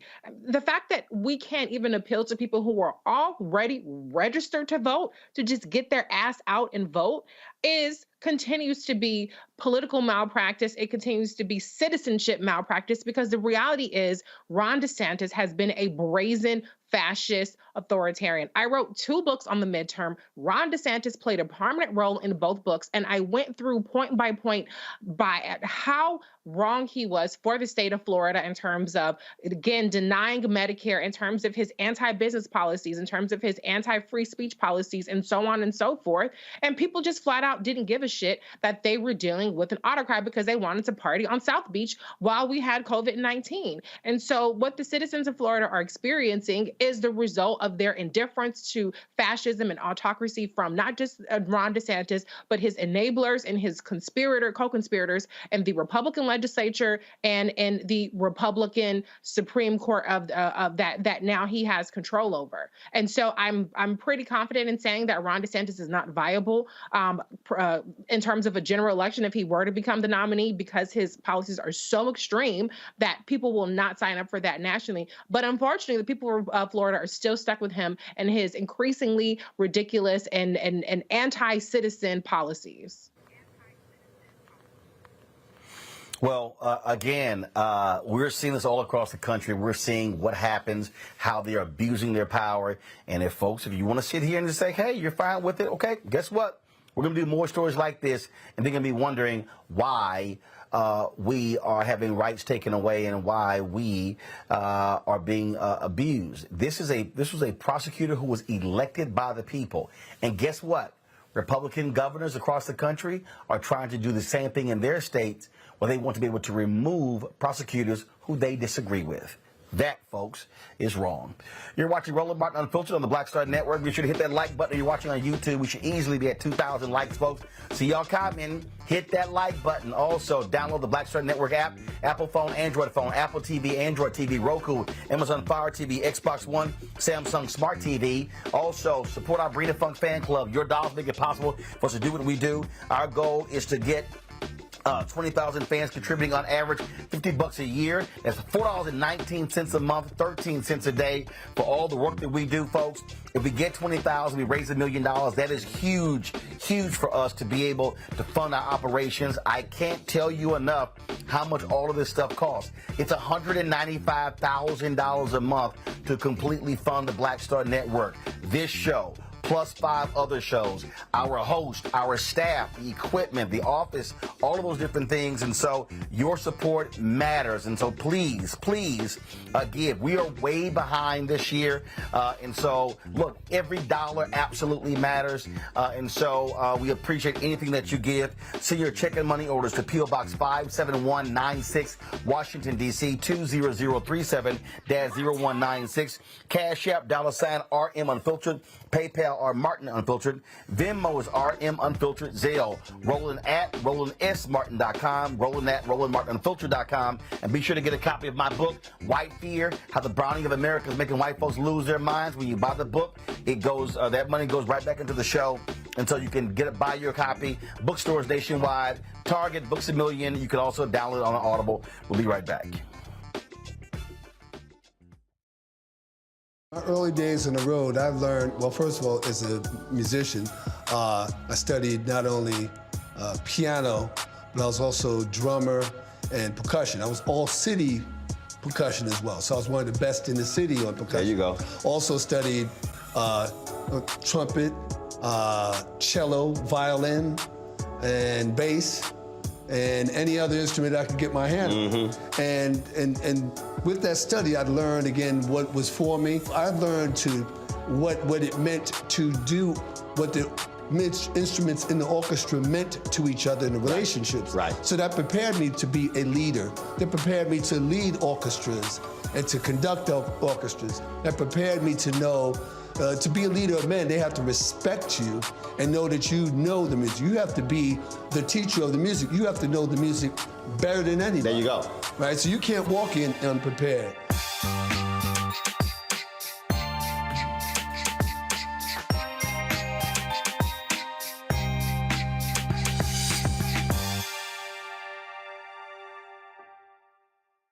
We talk talk about blackness and what happens in black culture, we're about covering these things that matter to us, speaking to our issues and concerns. This is a genuine people-powered movement. There's a lot of stuff that we're not getting. You get it, and you spread the word. We wish to plead our own cause.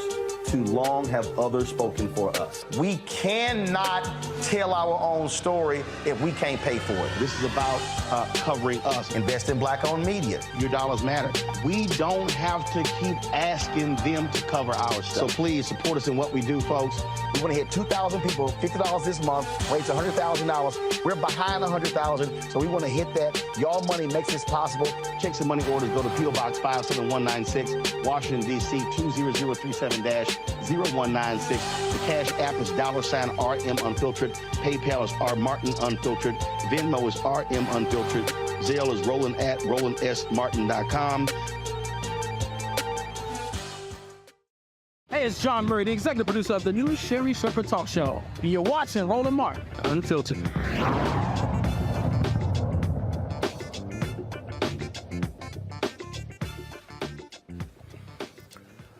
All right, latest edition of Cops Gone Wild. A Warren, Michigan police officer caught on camera assaulting a carjacking suspect during the booking process at City Hall. Officer Matthew Rodriguez, a 14-year veteran of the Warren Police Department, punched the 19-year-old suspect in the head, just unprovoked, slammed his head into the ground, and continued to strike him.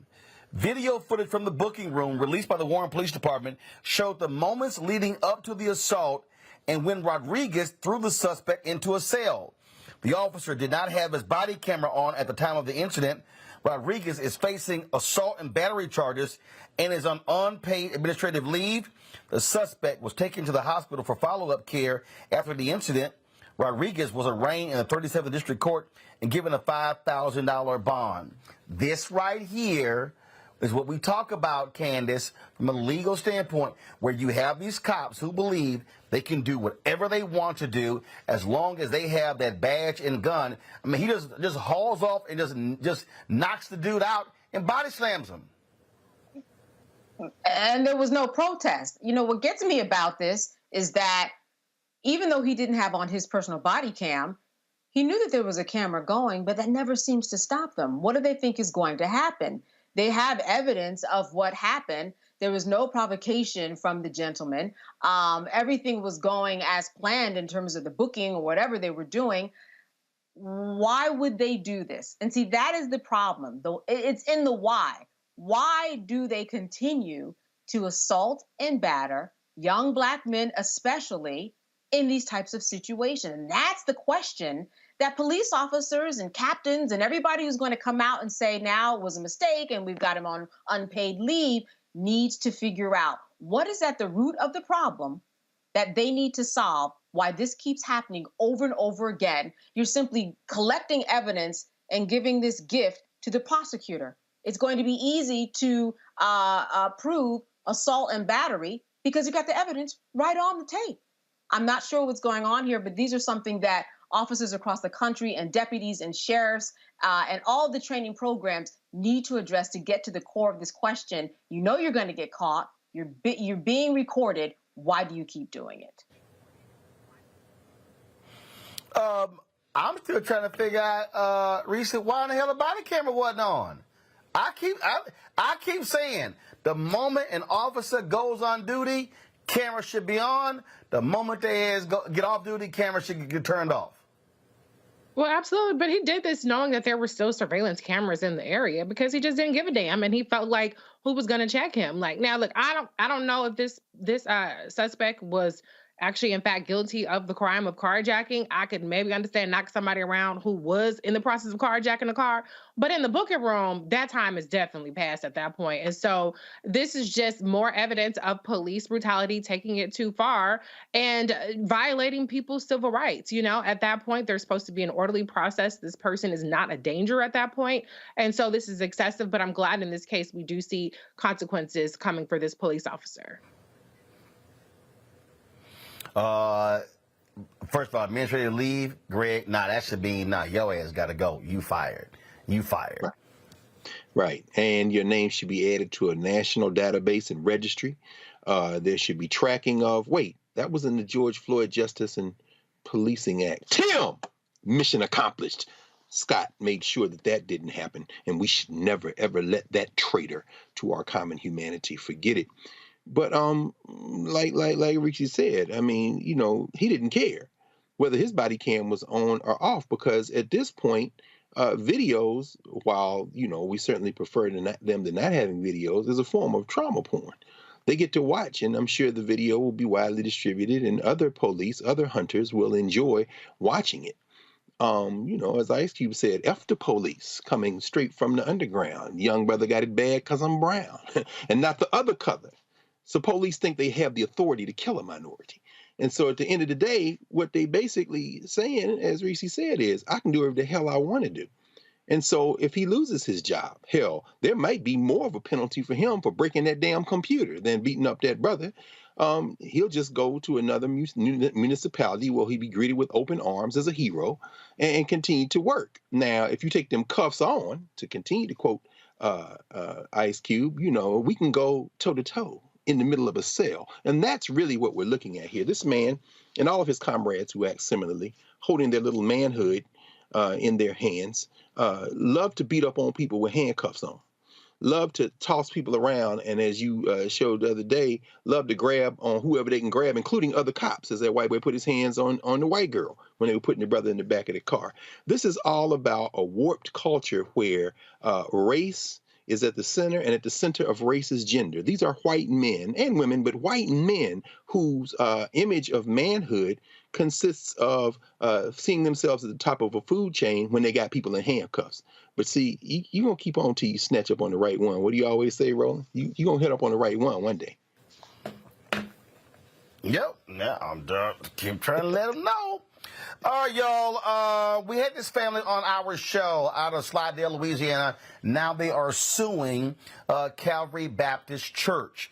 This was after their 12-year-old son, where the principal allegedly questioned the student's decision to braid his hair, asking him if he was being a gangster.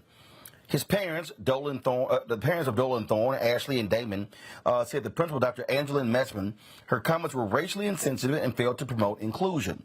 Lawsuit filed in Covington names the school, the principal, and Calvary Baptist Church defendants. The suit alleges the principal's actions caused a student emotional distress and violated a state law passed last year prohibiting discrimination based on a person's natural, protective, or cultural hairstyle. The family seeks unspecified damages and advocates for inclusion and racial sensitivity training at the school. This right here, Greg, is why the Crown Act is passed.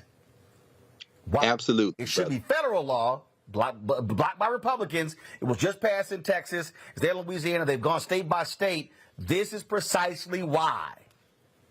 Absolutely, absolutely. The sister we saw last week at the White House with the Juneteenth celebration, Ajua Batwe Asmoa, who came up and gave you a big hug, who has been the architect and the force behind the Crown Act as it makes its way through local and state legislatures, is working on that federal legislation. And you're absolutely right.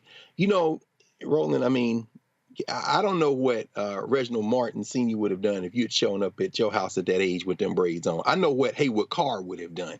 But the fact of the matter is, this isn't about cultural choice.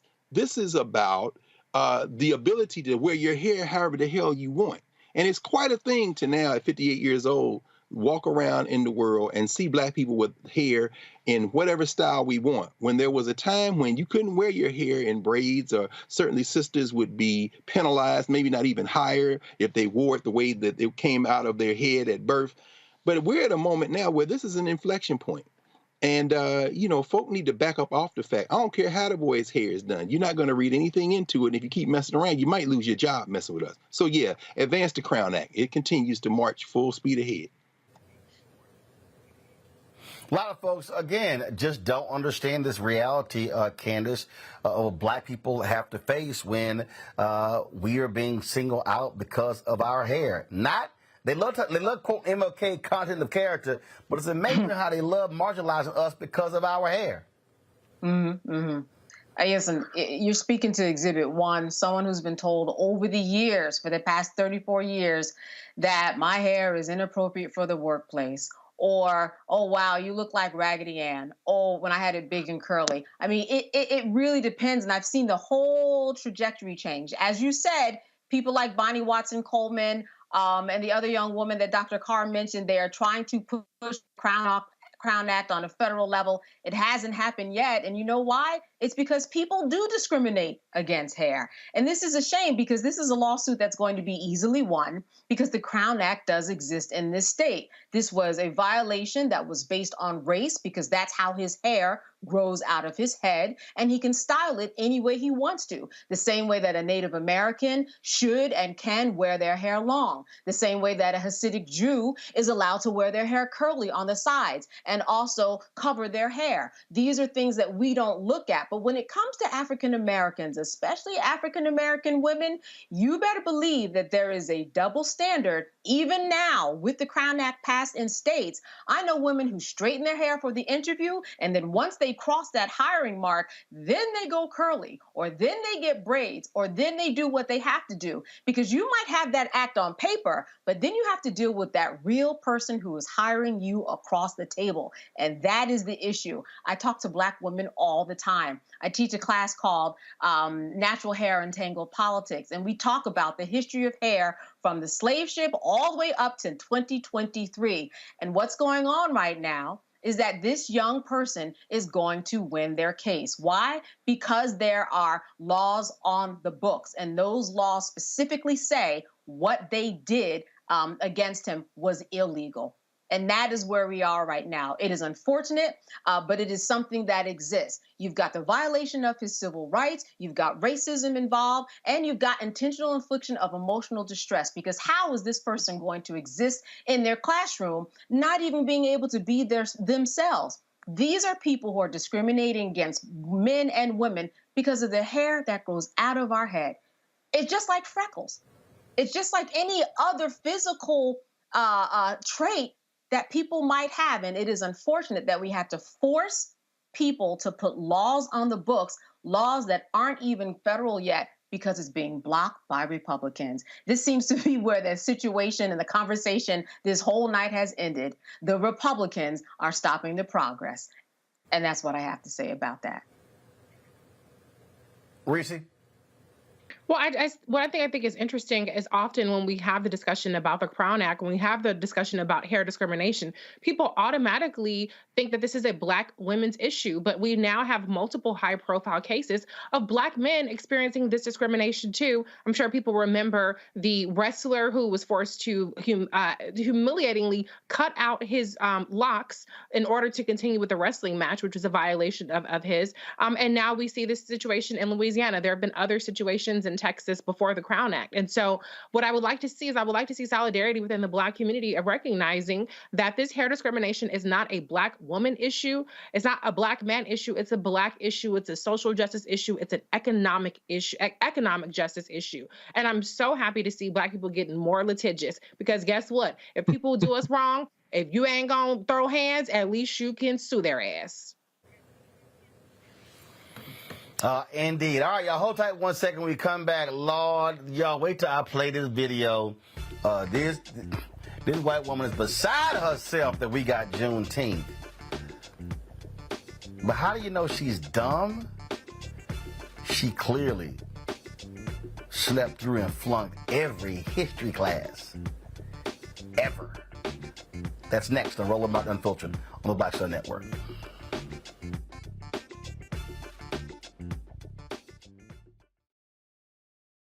On a next, A Balanced Life with me, Dr. Jackie, owning your energy and how to use it.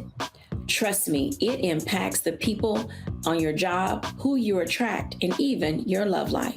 What you give out is what comes back to you. So like attracts like, right? So if you come in with a negative space and I match that negative energy, then 2 seconds later, somebody else come in with more negative energy, and then I was just always just matching negative stuff. And here's the kicker. If you're not careful, that energy can even be stolen. That's all next on A Balanced Life on Black Star Network.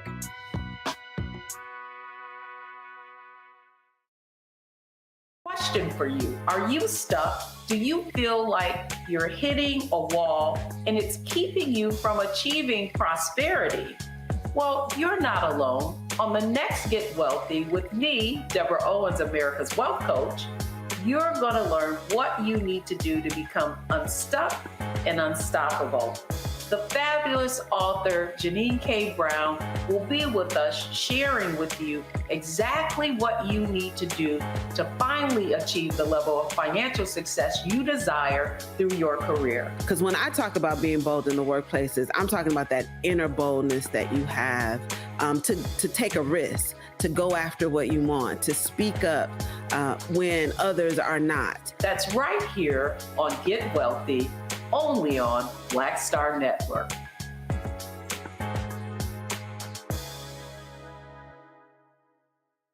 Me, Sherry Shepard, with Sammy Roman. I'm Dr. Robin B., pharmacist and fitness coach, and you're watching Roland Martin Unfiltered.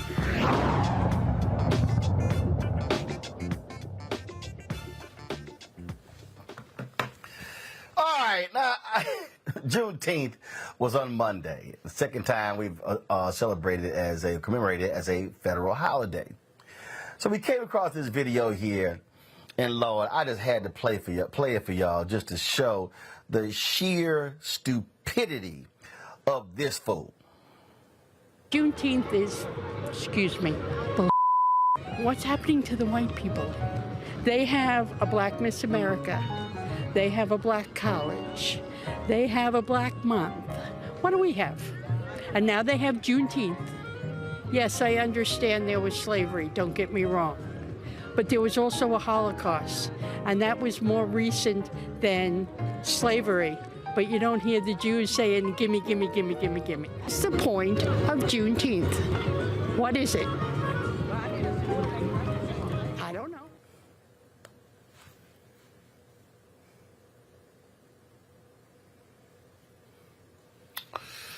Okay. I'm going to take this one by one. Press play again. What's happening to the white people? They have a Black Miss America. Go to the beginning. Go to the beginning. Juneteenth is, what's happening to the white people? They have a Black Miss America. They have a Black college. They have a Black month. What do we have? And now they have Juneteenth. Stop right there. Okay, first of all, this child said they have a Black college. Actually, there are 107. They're actually called historically Black colleges, but they're not actually Black. 20% of the students who go to them are actually non-African American. You've got a couple actually that are majority white. So you're pretty much stupid right there. Then, of course, I don't know why she's whispering her epitaph regarding Juneteenth. I mean, we know you're an idiot. Then she goes, they have a Black Miss America. Do you know how many white Miss Americas that have been in this country long before we got the first Black one? A whole bunch of them. How many white folks won the Heisman Trophy when Black people weren't even allowed to go to major college programs? Then you hear her complain and talk about, they have a month. It's the shortest month of the year, and you got the other 11. I mean, literally, we've got white history all over the place. Okay? Now, the next part is what I find to be really laughable. Hit play. Yes, I understand there was slavery, don't get me wrong. But there was also a Holocaust, and that was more recent than slavery. But you don't hear the Jews saying, gimme, gimme, gimme, gimme, gimme. What's the point of Juneteenth? Let's stop right there. Let's just stop right there. Did y'all see this story? First of all, before I even go to this here, and I think this is something that often happens in this country. She mentions the Holocaust. First and foremost, the Holocaust didn't happen here. Nope. That was in Germany. The Holocaust did not happen in the United States. The enslavement of people of African descent, right here. We can actually go see what were plantations. Yep. All across the country. Right here. Then she says, the Jews aren't saying, gimme, gimme, gimme. Here's a story that dated June 15, 2023. Germany to give $1.4 billion to Holocaust survivors globally in 2024. I'm going to read to you the organization that handles claims on behalf of Jews who suffer under the Nazis said Thursday that Germany has agreed to extend another $1.4 billion overall for Holocaust survivors around the globe for the coming year. The compensation was negotiated with Germany's finance ministry and includes $888.9 million to provide home care and supportive services for frail and vulnerable Holocaust survivors. Additionally, increases of $175 million to symbolic payments of the Hardship Fund Supplemental Program have been achieved, impacting more than 128,000 Holocaust survivors globally, according to the New York-based Conference on Jewish Material Claims Against Germany, also referred to as the Claims Conference. Quote, every year, these negotiations become more and more critical as this last generation of Holocaust survivors age and their needs increase, said Greg Schneider, the Claims Conference's executive vice president. It really does crack me up, Reese, how these folk are just beside themselves because they are having now to confront the reality of slavery with Juneteenth. And see, this is where, it was a lot of people recently who kept yelling, did nobody ask for Juneteenth?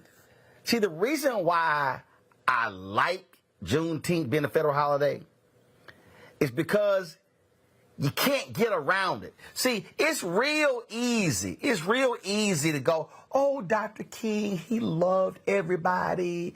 He wanted us to get along and they could not cherry pick. It's a little hard to cherry pick slavery. It's a little hard to just push the slavery part out of Juneteenth. Now, they're going to try, but it's going to be a little, they are upset recently because they have to now confront the truth about slavery in America. It's killing them. But they still not even really confronted it. They just mad because they think that black people got an extra day to go have barbecues and turn up and have a cookout or whatever. But the reality is that they don't, she asked, where are the white people? The white people were the ones keeping black people enslaved for an additional 2 years after the Emancipation Proclamation. So, bitch, pick up a book and read to find out what the hell this Juneteenth is even about. She doesn't even know what it's about, but she knows that it's black. And because it's black, she has a problem with it because she sees black people in some ways rejoicing or in some ways, having a sober reflection of what it meant to have slavery in this country for centuries. She has a problem with it. I don't even know why is Miss America in it. Why is Black History Month in it? I don't know how any of those things have any relevance, except for the fact that there are white people out there that want black people to have absolutely nothing. No recognition, no accomplishments, no citizenship. Just sit up here and be the mules of white America, and that ain't happening, Captain. And that right there, Candace, is it. Which is why I wrote my book, White Fear. They don't want black folk to have nothing. I'll tell you what. I'm so glad that she said what she said. You know why? Because it allows us to see how people are thinking on such an ignorant level. Because in my circles and in your circles on any given day, we don't actually talk one-on-one with people like her. So we have to be reminded of what is out there and what needs to be corrected. I mean, I will give her a little credit. She did at the end ask, well, why do we have Juneteenth? You better believe that when we talk about the $1.2 billion that was going to Holocaust survivors and other efforts, some of that's going to be spent on education because people need to know the reason behind the Holocaust, the reason behind slavery. She doesn't understand how we transform the world. in terms of economics, in terms of the tobacco industry and the cotton industry, and forcing America to live up to the Constitution the way that it was written. So I will say this, that seeing her was actually just a good reminder, I think, for everybody to understand where we are. And this is why critical race theory, this is why history, this is why redactions, this is why all the books that people don't want out of the library is so important to pay attention to. Because if we don't get it right in the education system, they grow up and they become her. I am loving, Greg, how Juneteenth is driving these people crazy. I agree with you. I mean, you know, I'm telling people it's like Juneteenth is like the 4th of July meets Kwanzaa. All this red, black, and green, all this self-determination. You know what I'm saying? Because, and you know, I was talking about this with some students today, some of my high school kids in Philly, freedom school students. We were looking at the debate over Martin Luther King's birthday. And of course, your homie, the great Mickey Leland, Congressman Leland out of Texas, when they were debating that the King's birthday in Congress, and they were saying, we shouldn't have a day off. Let's put it on Sunday. If we put it on Sunday, it can just be a kind of commemoration. And Mickey Leland was like, yeah, somebody told me we should just make it on Sunday, Super Bowl Sunday. And then we can have the celebration right there at the Super Bowl, the halftime show. Then they shut up. When they passed Juneteenth, it was an hour debate in the House of Representatives and unanimous consent in the Senate. I think they did it before they thought about it. And like you said, Roland, they done grabbed it now, and this can't be digested. You know what I'm saying? This is our holiday. 4th of July was the 13 colonies versus Great Britain. Juneteenth is us versus you. You can't be us. So now it's in it. But you know what? I think when the next edition of White Fear, the next print edition, not the ebook, but the print edition of White Fear comes out, I don't know, Roland, maybe would you consider perhaps putting a blurb by her on the back? Maybe take those 6 words out. What do the white people have? Put that on the back. Because just like Rizzy and just like Candace said, they want this whole thing to be about white people. They don't want us to have nothing. But guess what? Juneteenth, as you know as a Texan, when we commemorate the end of enslavement. We commemorate the fact that 20 of the 26,000 soldiers who came into Galveston with them boys were black, and that we freed ourselves, and we celebrate black self-determination. So listen, y'all, get this money for the Black Star Network. Let's stop playing with these people. Don't ask them. Come on, we can fund ourselves. That is in the spirit of Juneteenth. Jack Yates bought that property, created Emancipation Park, and celebrated black self-determination. That's the lesson from Juneteenth for us. Forget what they think. Yeah, I think you're absolutely right. I think they're now going, man, what the hell did we do? What did we? They thought it was like renaming the post office. They right. Man, what in the hell did we do? They're like, can I say one more thing? What they did. Can I say one more thing, Roland? Yeah. I love that. You know, we usually have all the black shit in January, February. We get MLK Day and they, you know, just completely whitewash his history. And then we get the shortest month of the year and then they're done with the blacks again until January rolls around. So I love that there is now this pause in the middle of the year that there's a reckoning again with us. And the blood has already been shed. It's not about being out in the streets to protest another black person being killed by the police. You have to have a reckoning with the history of black people in America more than once a year, right smack dab in the middle before you get to 4th of July. And I love that for us. Yeah. That's right. So I think we got to figure out how to make August 28th Lynching Remembrance Day. So because we got June, so we got January, we got February, then we can do, boom, we got June. There's also Black Music Month in June, and so if we do August 28th, we can tie that to Emmett Till. And then what the hell, while we at it, let's just go ahead and make it an annual deal where we focus on December 6th, of which when the 13th Amendment was ratified, abolishing slavery. And so, yeah, I'm down with coming up with something every month that we can like sneak in. So let's figure that one out. Yeah. This Reese, Greg, I appreciate it. Let's absolutely drive them crazy. And again, for us, listen, I love these advertisers who hit me. Roland, do you have a schedule of events that you guys are going to be doing? They go, do you have, like, for King Day and Black History Month? And I go, You know we do black stuff every day. Right. So we don't actually... Like literally, they sit here and they go, hey, so, what are your plans for... They ask me, like, what are your King Day plans, your Black History Month plans, your Black Music Month plans? And I go, we do black every day.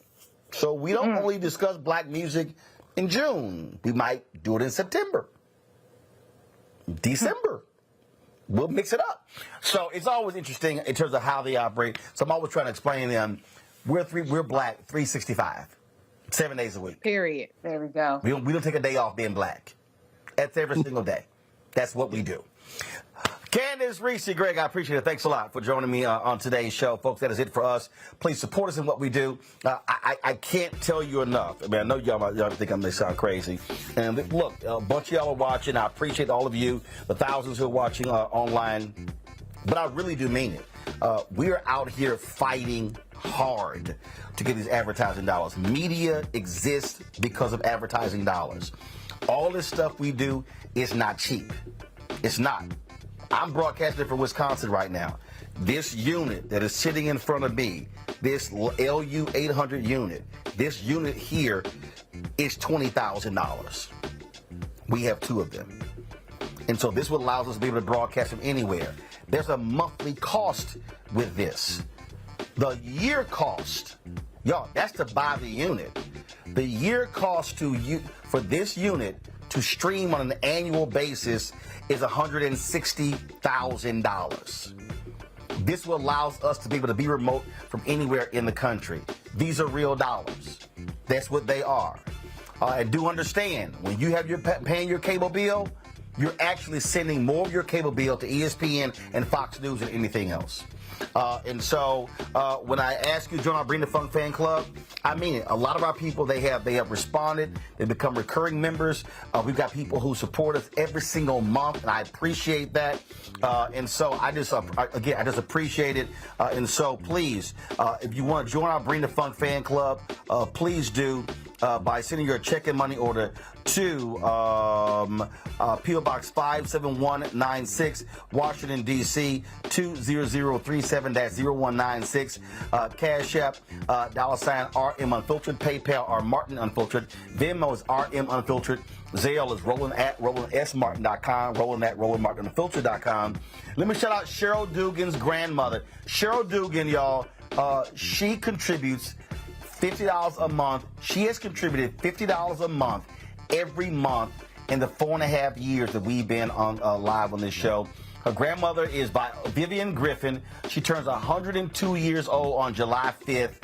I wasn't going to wait to give her a birthday shout out, so I'm going to give her the birthday shout out right now. And so, again, let me say a happy birthday, July 5th. July 5th, Vivian Griffin is going to be 102 years old. And so, Vivian, congratulations. And I thank your granddaughter again. She has contributed $50 a month every month since we launched this show September 4th, 2018, and I appreciate it, so thank you so very much.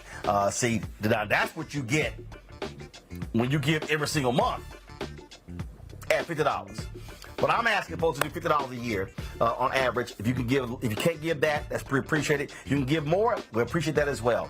And so thank you so very much. Again, download the Black Star Network app, Apple phone, Android phone, Apple TV, Android TV, Roku, Amazon Fire TV, Xbox One, Samsung Smart TV. Get a copy of White Fear, How the Browning of America is Making White Folks Lose Their Minds. Available at bookstores nationwide. Download your copy on Audible.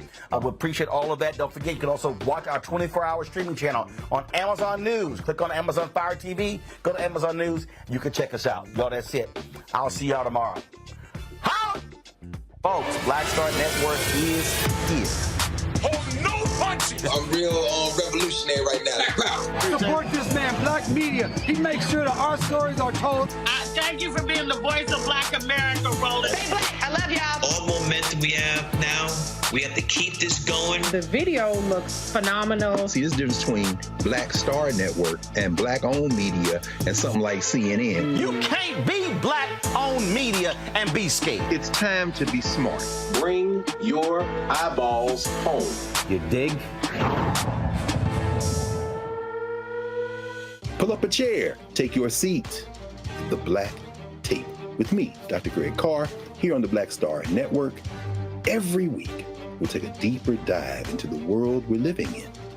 Join the conversation only on the Black Star Network.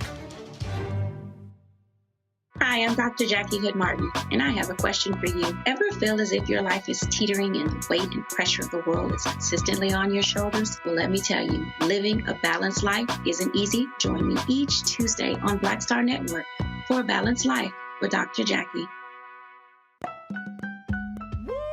We're all impacted by the culture, whether we know it or not. From politics to music and entertainment, it's a huge part of our lives, and we're going to talk about it every day right here on The Culture with me, Faraji Muhammad, only on the Black Star Network. I'm Deborah Owens, America's Wealth Coach, and my new show, Get Wealthy, focuses on the things that your financial advisor and bank isn't telling you, but you absolutely need to know. So watch Get Wealthy on the Black Star Network.